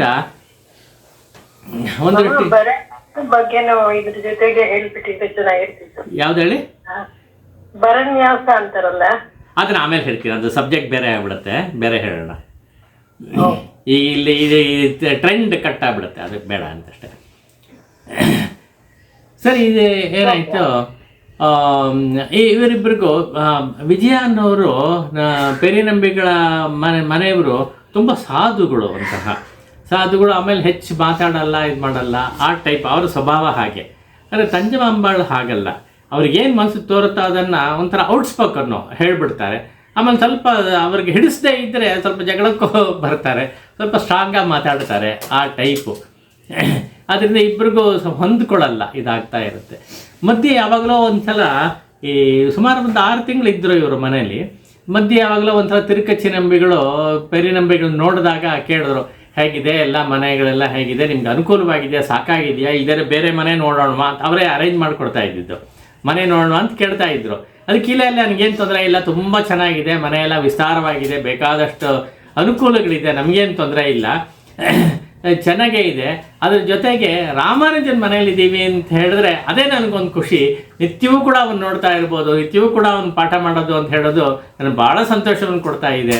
ಇದಕ್ಕಿಂತ ಇನ್ನೇನು ಭಾಗ್ಯ ಬೇಕು ನನಗೆ, ದೊಡ್ಡ ಭಾಗ್ಯ ಅಂಥೇಳಿ ಎಲ್ಲ ಹೇಳ್ಕೊಂಡು ಆದರೆ ಅಂತಾರೆ. ಆದರೆ ಅಂದರೆ ಏನಾಯ್ತು ಹೇಳಿ ಅಂತ ಇವರು ಕೇಳ್ತಾರೆ, ತಿರುಕಚ್ಚನಮು ಕೇಳ್ತಾರೆ. ಅದಕ್ಕೆ ಏನಿಲ್ಲ, ತಂಜಾಗೂ ವಿಜಯಾಗೂ ಅಷ್ಟು ಹೊಂದಾಣಿಕೆ ಇರಲ್ಲ, ಸ್ವಲ್ಪ ಮಧ್ಯೆ ಜಗಳಗಳು ಅದು ಇದು ಆಗ್ತಾ ಇರುತ್ತೆ, ಅದು ನಿತ್ಯವೂ ಕೂಡ ಹೆಚ್ಚು ಕಮ್ಮಿ ಆಗ್ತಾನೇ ಇದೆ ಅಂತ ಹೇಳ್ತಾರೆ. ಅದಕ್ಕೆ ಅವರೇನು ಮಾಡ್ತಾರೆ, ಸಮಾಧಾನ ಮಾಡ್ತಾರೆ ತಿರುಕಚ್ಚಿಗಳು, ಇಲ್ಲ ಅದು ಆಗುತ್ತೆ, ಆದರೆ ನಿಮ್ಮ ಮನೆಯವರು ದೊಡ್ಡವರು ವಯಸ್ಸಲ್ಲಿ, ಆಕೆ ಇನ್ನು ಪಾಪ ತಂಜಾ ಚಿಕ್ಕವಳು, ಅದರಿಂದ ಸ್ವಲ್ಪ ಅವಳಿಗೆ ಅಡ್ಜಸ್ಟ್ ಮಾಡ್ಕೊಂಡು ಹೋಗ್ಬಿಟ್ರೆ ಆಗತ್ತೆ. ಚಿಕ್ಕವಳು ಪಾಪ ಏನೋ ಮಾತಾಡ್ತಾಳೆ, ಅದರಿಂದ ಅದೆಲ್ಲ ಸ್ವಲ್ಪ ಸೀರಿಯಸ್ ಆಗಿ ತೊಗೊಳೋದು ಬೇಡ ಅಂಥೇಳಿ ಒಂಥರ ಸಮಾಧಾನಕ್ಕೆ ಹೋಗ್ತಾರೆ. ಆಯಿತು, ಸರಿ ಇನ್ಬಿಡ್ತಾರೆ ಇವರು. ಹಾಗೆ ಅಡ್ವೈಸು ಮಾಡ್ತಾರೆ, ಆಗತ್ತೆ. ಹೀಗೆ ನಡೀತಾ ಇದ್ದಾಗ ಇದ್ದಕ್ಕಿದ್ದಾಗ ಒಂದು ದಿವಸ ಏನು ಸುಮಾರು ಒಂದು 6 ತಿಂಗಳ ಕಾಲ ಆಗೋಗಿದೆ. ಇನ್ನೇನು ಪಾಠನೂ ಮುಗಿತಾ ಬಂತು ಅಂತ ಇವರ ದೃಷ್ಟಿಯಿಂದ ಏನು ಹೇಳ್ಕೊಡ್ಬೇಕು ಅಂತಿತ್ತೋ ಅದು ಆಯಿತು ಅನ್ನೋ ಒಂದು ಹಂತಕ್ಕೆ ಬರ್ತಾ ಇದೆ ಅಂತ ಅನಿಸೋವಾಗ ಏನಾಯಿತು, ಒಂದು ದಿವಸ ಈ ನೀರು ಸೇದಕ್ಕೆ ಹೋಗಿದ್ದಾರೆ. ಅಲ್ಲೇ ಬಾವಿಯಲ್ಲಿ ನೀರು ಸೇದಕ್ಕೆ ಹೋಗಿದ್ದಾರೆ. ಇಬ್ಬರು ಕೂಡ ಬಂದಿದ್ದಾರೆ. ಇಬ್ಬರು ನೀರು ಸೇದಿ ಮಾಡಿದ್ದಾರೆ. ಮಾಡುವಾಗ ಬಿಂದಿಗೆ ತೆಗೆದು ಮೇಲೆ ಕಟ್ಟೆ ಮೇಲೆ ಇಡೋವಾಗ ನೀರು ಚೆಲ್ಲಿಬಿಡ್ತು. ಯಾರ್ದು ಈ ವಿಜಯ ಅವರು ಬಿಂದಿಗೆಯಿಂದ ನೀರು ಚೆಲ್ಲಿ ಇವರು ತಂಜಾ ಬಿಂದಿಗೆ ಸೇರಿಬಿಡ್ತು. ಅದಕ್ಕೆ ಇವ್ರು ತಕ್ಷಣ ಹೋಗ್ಬಿಡ್ರು, ನಿಮ್ಮ ಬಿಂದಿಗೆಯಿಂದ ನಿನ್ನ ಬಿಂದಿಗೆಯಿಂದ ನನ್ನ ಬಿಂದಿಗೆಗೆ ನೀರು ಚೆಲ್ಬಿಡ್ತು, ಬಂದ್ಬಿಡ್ತು, ಎಲ್ಲ ಏಕ ಆಗೋಯ್ತು. ಈಗ ನಾನು ಎಷ್ಟು ಇದಾಗಿ ಮಡಿಯಾಗಿ ಇದು ಮಾಡ್ತಾ ಇದ್ದೆ, ಮಡಿ ಏನು ಕಮ್ಮಿ ಆಯಿತು ಅಂತ ಒಂದು ಪ್ರಶ್ನೆ ಇಲ್ಲಿ. ಏನಂದರೆ ಇಬ್ಬರು ಒಂದೇ ಬಾವಿಯಿಂದ ನೀರು ತೆಗಿತಾ ಇದ್ದಾರೆ, ಅದೇ ನೀರೇ ಆಗಿದೆ. ಆದರೆ ಅವ್ರ ಬಿಂದಿಗೆ ಇಂದ ತನ್ನ ಬಿಂದಿಗೆಗೆ ಬಂದಿದ್ದು ಅವರಿಗೆ ಸಹಿಸಲಿಲ್ಲ. ಯಾಕೆ ನಾನು ಯಾವಾಗಲೂ ನಾನು ಮಾಡೋವಾಗ ಭಾಳ ಶುದ್ಧವಾಗಿ ಮಾಡ್ತೀನಿ, ಎಲ್ಲ ಬಿಂದಿಗೆನೂ ಶುದ್ಧವಾಗಿರುತ್ತೆ ಅಂಥವರ ಇದು ಲೆಕ್ಕಾಚಾರ. ಆದ್ದರಿಂದ ಅದು ಕೂಡ ದೇವರಿಗೆ ಸಮರ್ಪಣೆ ಮಾಡಬೇಕು, ನೈವೇದ್ಯಕ್ಕೋಸ್ಕರ ಇದು ನೀರು ತೊಗೊಂಡು ಹೋಗ್ತಾ ಇರೋದು, ಅದು ಭಾಳ ಶುದ್ಧವಾಗಿರಬೇಕು. ಹಾಗಿದ್ದಾಗ ಈ ನಿಮ್ಮ ಇದು ನೀರು ಸೇರಿಬಿಡ್ತಲ್ಲ, ಇದರಲ್ಲಿ ಇದಾಗೋಯ್ತಲ್ಲ, ಅಪವಿತ್ರ ಆಗೋಯ್ತಲ್ಲ ಅಂಥೇಳಿ ಅಷ್ಟಕ್ಕಿಲ್ಲದೆ ಸಿಕ್ಕಾಪಟ್ಟೆ ಮಾತಾಡೋಕ್ಕೆ ಶುರು ಮಾಡಿಬಿಡ್ತಾರೆ. ಏನು ಇಷ್ಟು ಗೊತ್ತಾಗಲ್ವ ನಿಮಗೆ, ಹೀಗೆಲ್ಲ ಮಾಡೋದಾ? ಎಲ್ಲಾದರೂ ಎಲ್ಲಿ ನಮ್ಮ ಮನೆಯಲ್ಲೇ ಕೂತಿದ್ದೀರಾ, ನಮ್ಮ ಮನೆಯಲ್ಲೇ ಇದು ಮಾಡ್ತಾರೆ, ಬಿಟ್ಟು ಕೂತಿದ್ದೀರಾ ಅನ್ನೋ ಹಾಗೆ ಆ ತರಹ ಪದಗಳು ಬಳಸದೇ ಇದ್ದರೂ ಆ ಅರ್ಥ ಬರೋ ಹಾಗೆ ಮಾಡಿಬಿಟ್ಟು ನಮ್ಮ ಅನ್ನವನ್ನೇ ಊಟ ಮಾಡ್ತಾ ಇದ್ದೀರಾ ನೀವು, ಅಷ್ಟಿದ್ರೂ ಕೂಡ ನಿಮಗೆ ಇಷ್ಟು ಕೊಬ್ಬ, ಹಾಗೆ ಹೀಗೆ ಅಂತೆಲ್ಲ ಮಾತಾಡ್ಬಿಡ್ತಾರೆ ತುಂಬ ಸೀರಿಯಸ್ ಆಗಿ. ಆಕೆ ಪಾಪ ತಲೆ ತಗ್ಗಿಸ್ಕೊಂಡು ಏನು ಮಾತಾಡ್ಕಾದ್ರೆ ಕ್ಷಮೆ ಕೇಳ್ತಾರೆ. ಕ್ಷಮೆ ಕೇಳ್ಬಿಟ್ಟು ಅಯ್ಯೋ ಗೊತ್ತಾಗಿಲ್ಲ, ಚೆಲ್ಲಿಬಿಡ್ತು, ತೆಗೆದಿಡೋವಾಗ ಚೆಲ್ಲಿಬಿಡ್ತು ಅಷ್ಟೇ, ಅದರಿಂದ ಏನೋ ಇದು ಮಾಡ್ಕೊಬೇಡಿ, ದಯವಿಟ್ಟು ಇದು ಮಾಡಬೇಡಿ, ಬೇರೆ ಹಿಡ್ಕೋಬೋದು ಅಂತೆಲ್ಲ ಹೇಳ್ತಿದ್ದಾರೆ. ಕೇಳಲಿಲ್ಲ, ತುಂಬ ಮಾತಾಡ್ಬಿಡ್ತಾರೆ. ಆಯಿತು, ಬಂದುಬಿಟ್ರು. ಬಂದಾಗ ಆಮೇಲೆ ಇವರಿಬ್ಬರು ಹೊರಗಡೆ ಹೋಗಿರ್ತಾರೆ. ರಾಮಾನುಜರು ಮತ್ತು ಪರಿರಂಬಿಗಳು ಇದಕ್ಕೆ ದೇವಸ್ಥಾನಕ್ಕೆ ಹೋಗಿರ್ತಾರಲ್ಲ, ಎಲ್ಲ ಮುಗಿಸ್ಕೊಂಡು ವಾಪಸ್ ಬರ್ತಾರೆ. ಬಂದ ಮೇಲೆ ಮನೆಗೆ ಬಂದ ಮೇಲೆ ಇವರು ಪೆರಿಯನಂಬಿಗೆ ಅವ್ರ ಮನೆಯವರು ವಿಜಯ ಅವ್ರು ಹೇಳ್ತಿದ್ದಾರೆ, ಒಂಥರ ಮುಖ ಎಲ್ಲ ಸಪ್ಪೆ ಆಗಿತ್ತು. ಯಾಕೆ ಒಂಥರ ಸಪ್ಪೆ ಆಗಿದೆಯಲ್ಲ ಏನು ಅಂತ ಕೇಳಿದಾಗ ಒಂಥರ ಏನೋ ಇವತ್ತು ತುಂಬ ದೊಡ್ಡ ಜಗಳ ಆಗೋಯ್ತು ಅಂತಾರೆ. ಜಗಳನ ಏನು, ಯಾರ ಹತ್ರ ಅಂತ ಹೇಳಿದಾಗ ತಂಜಾ ಇದ್ದಾಳೆಲ್ಲ ಅವಳ ಹತ್ರನೇ ಅಂತ. ಏನಾಯಿತು ಹೇಳು ಅಂತ ಹೇಳಲ್ಲ ಮೊದಲು, ಆಮೇಲೆ ಬಲವಂತವಾಗಿ ಕೇಳ್ತಾರೆ ಹೇಳು ಅಂತ. ಆವಾಗ ಹೀಗೆಲ್ಲ ಆಗಿದ್ದ ಕಥೆ ಎಲ್ಲ ಹೇಳ್ತಾರೆ. ಅಯ್ಯೋ ಹೀಗಾಯ್ತಾ ಅಂತ ಅವ್ರಿಗೆ ತುಂಬ ಬೇಸರ ಆಗುತ್ತೆ. ಅವಳು ಪಾಪ ತಡ್ಕೊಂಡಿರ್ತಾಳೆ, ಆದರೂ ಕೂಡ ಮಿತಿ ಮೀರಿ ಹೋದಾಗ ತಡ್ಕೊಳಕ್ಕಾಗಲಿಲ್ಲ, ಎಲ್ಲ ಹೊರಗೆ ಬಂದ್ಬಿಡ್ತು. ಏಕೆಂದರೆ ಆ ತರಹ ಕೆಲವು ಪದಗಳು ಸರಿಯಾಗಿಲ್ಲ. ನಮ್ಮ ಮನೆಯಲ್ಲೇ ಇದ್ದುಕೊಂಡು ನಮ್ಮ ಊಟನೇ ಮಾಡಿಕೊಂಡು ಅಂತೆಲ್ಲ ಹೇಳಿದ್ದು ತುಂಬ ಒಂಥರ ಏನು ಅಹಂಕಾರದ ಮಾತು ಅನ್ನೋ ಹಾಗೆ, ಅವಮಾನ ಮಾಡೋ ಹಾಗೆ. ಯಾರಿಗೆ ಅವಮಾನ ಮಾಡ್ತಾ ಇದ್ದಾರೆ ಅಂತ, ಅವಮಾನ ಅಂತ ಹೇಳಿದ್ರೆ ಆಚಾರ್ಯರ ಪತ್ನಿ ಅವ್ರ ಬಗ್ಗೆ ಹೇಳೋದ, ಆಚಾರ್ಯರು ತಮ್ಮ ಮನೆಯಲ್ಲಿ ಬಿಟ್ಟು ಊಟ ಮಾಡ್ತಿದ್ದಾರೆ ಅಂತ ಹೇಳ್ದಂಗೆ ಆಗಲಿಲ್ವಾ, ಅದೆಲ್ಲ ತಪ್ಪು ಅಂತ ಹಾಗೆ ಹೇಳಿದಾಗ ಅವ್ರು ತುಂಬ ಮನಸ್ಸಿಗೆ ಬೇಸರ ಆಗ್ಬಿಡುತ್ತೆ. ಇದು ಒಂದು ಕೆಲಸ ಮಾಡೋಣ, ನಾವು ರಾಮಾನುಜ ಬರೋದ್ರೊಳಗೆ ನಾವು ಹೊರಟ್ಬಿಡೋಣ ಇಲ್ಲಿಂದ, ಯಾಕೆಂದರೆ ಇಲ್ಲೇ ಇದು ಬಿಟ್ಟರೆ ಇದು ಹೀಗೆ ಬೆಳೀತಾ ಹೋಗುತ್ತೆ. ಆಮೇಲೆ ರಾಮಾನುಜರಿಗೂ ಅವ್ನ ಮನೆಯವ್ರಿಗೂ ಇಬ್ಬರಿಗೂ ಈ ಜಗಳ ಶುರು ಆಗ್ಬಿಡುತ್ತೆ, ಆಮೇಲೆ ಮನಸ್ತಾಪಗಳು ಬರುತ್ತೆ. ಅದಕ್ಕೆ ನಾವು ಕಾರಣರಾಗಬಾರ್ದು ಅಂಥೇಳಿ ಹೊರಟ್ಬಿಡೋಣ, ಸಾಕು ಇಷ್ಟ ಆಗಿದ್ದೆ ಅಂತ ಹೇಳ್ಬಿಟ್ಟು ಸೈಲೆಂಟಾಗಿ ಹೊರಟ್ಬಿಡ್ತಾರೆ. ಹೊರಡೋವಾಗ ಏನು ಮಾಡ್ತಾರೆ ಅಂದರೆ ಅವರು ಮಾಡಿ ಇದನ್ನು ಬೀಗ ಹಾಕ್ಕೊಂಡು ತೊಗೊಂಡೋಗಿ ಅಲ್ಲಿ ಯಾರಿಗೋ ಇದರಲ್ಲಿ ತಿರುಕಚ್ಚನಂಬಿಗಳ ಹತ್ರನೋ ಅವರ ಆಳ ಹತ್ರನೋ ಕೊಟ್ಬಿಟ್ಟು, ರಾಮಾನುಜ ಸಿಕ್ಕಲಿಲ್ಲ ಬಂದಾಗ ಕೊಟ್ಬಿಡಿ ಅಂತ ಹೇಳ್ಬಿಟ್ಟು ಬೀದಿಗೆ ಕೊಟ್ಬಿಡಿ ಅಂತ ಹೇಳ್ಬಿಟ್ಟು ಹೊರಟೋಗ್ತಾರೆ, ಊರಿಗೆ ಹೊರಟೋಗ್ತಾರೆ. ರಾಮಾನುಜ ಆಮೇಲೆ ಬಂದಾಗ ಬೀದಿಗೆ ತಗೊಳ್ಳಿ ಅಂತ ಹೇಳ್ತಾರೆ. ಏನು ಬೀಗಿದಕೈ ಏನು ಅಂತ, ಇಲ್ಲ ಇವರು ಯಾರೋ ಕೊಟ್ಬಿಟ್ಟು ಹೋದರು ಅಂತೆಲ್ಲ ಹೇಳ್ತಾರೆ. ಇನ್ನೊಬ್ಬರು ಮೂಲಕ ಕೊಟ್ಟಿರ್ತಾರಲ್ಲ ಅದನ್ನು ಗೊತ್ತಾಗಲ್ಲ ಯಾವುದು, ಮಾಡಿ ಮನೆ ಬೀಗದ ಕೈ ಅಂತ ಹೇಳ್ತಾರೆ. ಆಯಿತು, ಇವ್ರು ಮನೆಗೆ ಬಂದು ಈ ಥರ ಮನೆ ಬೀಗದ ಕೈ ಇದೆಯಲ್ಲ ಅಂತ ಹೇಳ್ತಾರೆ. ಅದಕ್ಕೆ ಅವಳು ಹೌದು ಇದೆ, ಅದನ್ನು ಇದು ಮಾಡೋಣ, ನಾಳೆ ಬೆಳಗ್ಗೆ ಎಲ್ಲ ಕ್ಲೀನ್ ಮಾಡಿಬಿಡೋಣ ಅಂತ ಹೇಳ್ತಾಳೆ. ಕ್ಲೀನ್ ಮಾಡೋಣ, ಅವ್ರು ಇದ್ದಿದ್ದ ಜಾಗವನ್ನು ಕ್ಲೀನ್ ಮಾಡಿಬಿಡ್ಬೇಕು ಅಂತ. ಹಾಗೆ ಏನಮ್ಮ ನೀವು ಮಾತಾಡ್ತಿದ್ಯಾ, ಏನು ಅವ್ರದ್ದನ್ನು ಅವ್ರ ಮನೆ ಒಳಗಡೆ ನಾವು ಹೇಗೆ ಪ್ರವೇಶ ಮಾಡಿ ಅದನ್ನೆಲ್ಲ ಕ್ಲೀನ್ ಮಾಡೋದು ಅಂತೆಲ್ಲ ಮಾಡೋದು ಅಂತ. ಅವರು ಎಲ್ಲಿದ್ದಾರೆ ಈಗ, ಅವರೆಲ್ಲ ಗಂಟು ಕಟ್ಕೊಂಡು ಹೊರಟಾಯ್ತು ಅಂತಾರೆ. ಅಂತಾಳವಳು. ಅದಕ್ಕೆ ಏನೋ ಹೊರಟುಬಿಟ್ರ ಅಂತ. ಅಲ್ಲಿವರೆಗೂ ಅವ್ರಿಗೆ ಗೊತ್ತಾಗಿಲ್ಲ, ಅವರು ಎಲ್ಲ ಖಾಲಿ ಮಾಡ್ಕೊಂಡು ಹೋಗಿದ್ದಾರೆ, ಊರಿಗೆ ವಾಪಸ್ ಹೋಗಿದ್ದಾರೆ ಅಂತ ಗೊತ್ತಾಗಿಲ್ಲ ಪಾಪ. ಅಯ್ಯೋ ತುಂಬ ಬೇಸರ ಪಟ್ಕೋದು. ಏನಾಯಿತು ಅಂತೆಲ್ಲ ಕೇಳಿದಾಗ ಇಷ್ಟು ಹೇಳ್ತಾಳೆ, ನಾನೇನು ಹೇಳಲ್ಲ, ಇಷ್ಟೇ ಹೇಳಿದ್ದು ಅಂತ ಹೇಳಿದ್ದಿಟ್ಟೇನೆ, ಆದರೆ ಪದಗಳೆಲ್ಲ ಏನೇನು ಹೇಳಿದ ಅದೆಲ್ಲ ಹೇಳ್ತಾಳೆ. ಅಯ್ಯೋ ಎಂಥ ಕ್ರೂರಿ ನೀನು, ಹೀಗೆ ಮಾಡೋದು, ಎಂಥ ಪಾಪ ಕಾರ್ಯ ಮಾಡಿದ್ಯಾ, ಗುರುಗಳಿಗೆ ಅವಮಾನ ಮಾಡಿದ್ಯಾ, ಗುರುಪತ್ನಿಗೆ ಅವಮಾನ ಮಾಡಿದ್ಯಾ, ಹೀಗೆ ಮಾತಾಡೋದು ನೀನು ಅಂತ ಸಿಕ್ಕಾಪಟ್ಟೆ ಕೋಪದಲ್ಲಿ ಅವ್ರನ್ನ ಮಾಡ್ತಾರೆ. ತುಂಬ ಬೇಸರ ಆಗ್ಬಿಡುತ್ತೆ. ಅಯ್ಯೋ ಹೀಗೆ ಆಗೋಯ್ತಲ್ಲ ಅಂತ ಹುಡ್ಕೊಂಡೋಗಿ ಆವಾಗ ಅವರು ತಿರುಕಚ್ಚಿ ನಂಬಿಕೆ ಅಲ್ಲಿ ಬಿದ್ದರು ಹೋದ್ಸಲ. ಇವಾಗ ಇವ್ರು ಹಿಡ್ಕೊಂಡೋಗಿ ಇವ್ರು ಸಿಗ್ತಾ ಇಲ್ಲ, ಹೊರಟೇ ಬಿಟ್ಟಿದ್ದಾರೆ ಇವರು. ಅಯ್ಯೋ ಹೀಗೆ ಆಯ್ತಲ್ಲ ಅಂಥೇಳಿ ತುಂಬ ಬೇಸರ ಪಟ್ಕೋತಾರೆ. ಏನು ಮಾಡೋದು ಅಂಥೇಳಿ ಅವಾಗ ಏನೋ ಒಂದು ನಿರ್ಧಾರ ಮನಸ್ಸಿಗೆ ಬರುತ್ತೆ. ಮನಸ್ಸಿಗೆ ಬಂದುಬಿಟ್ಟು ಅದು ಹಾಗೇ ಇರುತ್ತೆ. ಅದರ ಮಧ್ಯದಲ್ಲಿ ಒಂದು ಕೆಲಸ ಮಾಡಬೇಕು ಅಂಥೇಳಿ ಅವ್ರು ತೀರ್ಮಾನ ಮಾಡಿಬಿಡ್ತಾರೆ. ಏನಪ್ಪ ಕೆಲಸ ಅಂತ ಹೇಳಿದ್ರೆ, ಮತ್ತು ಆ ಬೇಸರದಲ್ಲೇ ಹೊರಗಡೆ ಹೋಗ್ತಾರೆ. ಹೋಗ್ಬಿಟ್ಟು ಒಂದು ರೌಂಡ್ ಎಲ್ಲೋ ಹೋಗಿ ಮತ್ತೆ ವಾಪಸ್ ಬರ್ತಾರೆ ಎತ್ಕೊಂಡು. ವಾಪಸ್ ಬಂದಮೇಲೆ ಈ ತಂಜಾ ಅಂತ ಕರೀತಾರೆ. ಕರೆದುಬಿಟ್ಟು, ನೋಡು ನಿನಗೆ ಬೆಳಗ್ಗೆನೇ ಒಂದು ವಿಷಯ ಹೇಳಬೇಕು ಅಂತಿದ್ದೆ, ನನಗೆ ಮರ್ತೋಯ್ತು, ಮಧ್ಯೆ ಯಾವುದೋ ಮಾತು ಬಂದಿದ್ದರಿಂದ ಮರ್ತೋಯ್ತು. ಏನಂದರೆ ನಿಮ್ಮ ಅಪ್ಪ ಒಂದು ಇದು ಕಳಿಸಿದ್ದಾರೆ, ಸಂದೇಶ ಕಳಿಸಿದ್ದಾರೆ. ಬೆಳಗ್ಗೆ ಒಬ್ಬ ಇವನು ಸಿಕ್ಕಿದ್ದ, ಬ್ರಾಹ್ಮಣ, ಒಬ್ಬ ವೃದ್ಧ ಬ್ರಾಹ್ಮಣ ಸಿಕ್ಕಿದ್ದ, ಅವನ ಕೈಯಲ್ಲಿ ಹೇಳಿ ಕಳಿಸಿದ್ದಾರೆ. ಏನಂತ ಹೇಳಿದ್ರೆ ನಿಮ್ಮ ತಮ್ಮನಿಗೆ ಮದುವೆ ಅಂತೆ. ತಮ್ಮ ಏನಂತಾರೆ ವೆಂಕಟಕೃಷ್ಣನ್ ಅಂತ ತಮ್ಮ, ತಂಜಾನ್ ತಮ್ಮ ವೆಂಕಟಕೃಷ್ಣನ ಮದುವೆ ಅಂತೆ. ಅಂದರೆ ನೀವಿಬ್ಬರು ಬರಬೇಕು, ಒಂದು ಸ್ವಲ್ಪ ಸಹಾಯಕ್ಕೆ ಬರಬೇಕು ಆದರೆ ಅಂತ ಹೇಳಿದ್ದಾರೆ. ಆದ್ದರಿಂದ ಒಂದು ಕೆಲಸ ಮಾಡ್ತೀಯಾ, ನೀನು ಹೊರಟು ಬಾ, ಹೊರಟು ಬಂದು ನೀನು ಹೋದರೆ ಅವ್ರಿಗೂ ಸಹಾಯ ಆಗುತ್ತೆ, ನಿಮ್ಮ ಅಮ್ಮನಿಗೂ ತುಂಬ ಸಹಾಯ ಆಗುತ್ತೆ. ಮದುವೆಗೆ ಮುಂಚೆ ಸಾಕಷ್ಟು ಕೆಲಸಗಳೆಲ್ಲ ಇರುತ್ತಲ್ಲ, ಅದರಿಂದ ಎಲ್ಲ ಮಾಡ್ಕೋಬಹುದು. ನೀನು ಹೊರಟು ಬಾ, ನೀನು ಎಲ್ಲ ಮೂಟೆ ಎಲ್ಲ, ನಾಳೆ ಬೆಳಗ್ಗೆ ಹೋಗ್ತೀನಿ ನಾನು ಅಂತ ಹೇಳ್ತಾಳೆ. ಇಲ್ಲ ಬೇಡ, ಈಗಲೇ ಹೊರಡು, ಅದಕ್ಕೇನಂತೆ ಹೊರಡು, ಯಾಕೆಂದರೆ ಇನ್ನು ಲೇಟ್ ಮಾಡಿದಷ್ಟು ಪಾಪ ಅವ್ರಿಗೆ ಹೊರೆ ಜಾಸ್ತಿ ಆಗುತ್ತೆ, ಅಂದರೆ ಹೊರಡು ಅಂತ ಹೇಳಿ ಎಲ್ಲ ಗಂಟು ಮೂಟೆಗಳೆಲ್ಲ ಕಟ್ಕೊಂಡು ಹೊರಡು, ಪರವಾಗಿಲ್ಲ, ಅಷ್ಟು ಬೇಗ ಬರಬೇಕು ಅಂತೇನಿಲ್ಲ, ಮದುವೆ ಮುಗಿಸ್ಕೊಂಡೇ ಬರ್ಬೋದು ಅಂತೆಲ್ಲ ಹೇಳಿ ಕಳಿಸ್ತಾರೆ. ನೀವು ಬರಬೇಕು ಅಂತ ಹೇಳಿದಾರಲ್ಲ ಅಂತ. ಇಲ್ಲ, ನಾನು ಸ್ವಲ್ಪ ಕೆಲಸ ಇದೆ, ಬರ್ತೀನಿ, ನಾನು ಕೆಲಸ ಮುಗಿಸ್ಕೊಂಬರ್ತೀನಿ, ತಕ್ಷಣವೇ ಆಗಲ್ಲ, ಕೆಲವು ದಿವಸಗಳಾದಮೇಲೆ ಬರ್ತೀನಿ ನಾನು ಅಂಥೇಳಿ ಕಳಿಸ್ಬೇಡಿ. ಇವಳಿಗೆ ಭಾಳ ಖುಷಿ ಆಗ್ಬಿಡುತ್ತೆ. ಹೀಗೆ ತಮ್ಮನ ಮದುವೆ ತವ್ರ ಮನೆಗೆ ಹೋಗ್ತಾ ಇದ್ದೀನಿ ಅಂಥೇಳಿ ಒಂದು ಖುಷಿ. ಸರಿ, ಹೊರಡ್ತಾಳೆ. ಇದು ಒಂದು ಕತೆ. ಇನ್ನೊಂದು ಇದೇ ಥರ ಸ್ವಲ್ಪ ಸ್ಲೈಟ್ ವೇರಿಯೇಷನ್ನು, ಇನ್ನೊಂದು ಥರ ಕಥೆನೂ ಹೇಳ್ತಾರೆ. ಇವರೇ ಬಂದು ಹೇಳಲ್ಲ, ಇವರು ಇನ್ನೊಬ್ಬ ಬ್ರಾಹ್ಮಣನಿಗೆ, ವೃದ್ಧ ಬ್ರಾಹ್ಮಣ ಒಬ್ಬ ಇರ್ತಾನೆ, ಅವನ ದಾರಿಲಿ ಸಿಗ್ತಾನೆ ಇವರಿಗೆ, ರಾಮಾನುಜರಿಗೆ. ಆವಾಗ ಇವ್ರು ಹೇಳ್ತಾರೆ, ಒಂದು ಕೆಲಸ ಮಾಡು, ಅವನು ಪಾಪ ಹಸಿವಿನಲ್ಲಿ ಇದು ಮಾಡ್ತಿರ್ತಾನೆ, ನೀನು ಹೋಗಪ್ಪ ಮನೆಗೆ ಅಂತ ಹೇಳಿದ್ರೆ, ಅಯ್ಯೋ ನಾನು ಹೋದರೆ ಅಲ್ಲಿ ನನಗೆ ಊಟ ಸಿಕ್ಕುತ್ತೋ ಇಲ್ವೋ ಗೊತ್ತಿಲ್ಲ ಅಂತ ಹೇಳ್ತಾರೆ.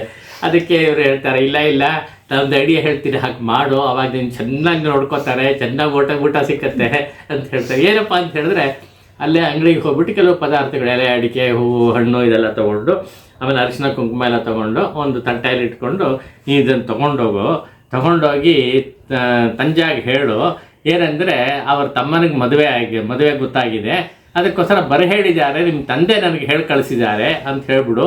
ಭಾಳ ಖುಷಿಯಾಗ್ಬಿಡುತ್ತೆ ಅವಳಿಗೆ. ಇನ್ನು ಕೂರಿಸಿ ಊಟ ಎಲ್ಲ ಹಾಕ್ತಾಳೆ ಚೆನ್ನಾಗಿ, ನಿನಗೆ ಯೋಚನೆ ಮಾಡಬೇಡ ಅಂತೇಳಿ ಹಾಗೆ ಮಾಡ್ತಾಳೆ ಅಂತ ಹೇಳು.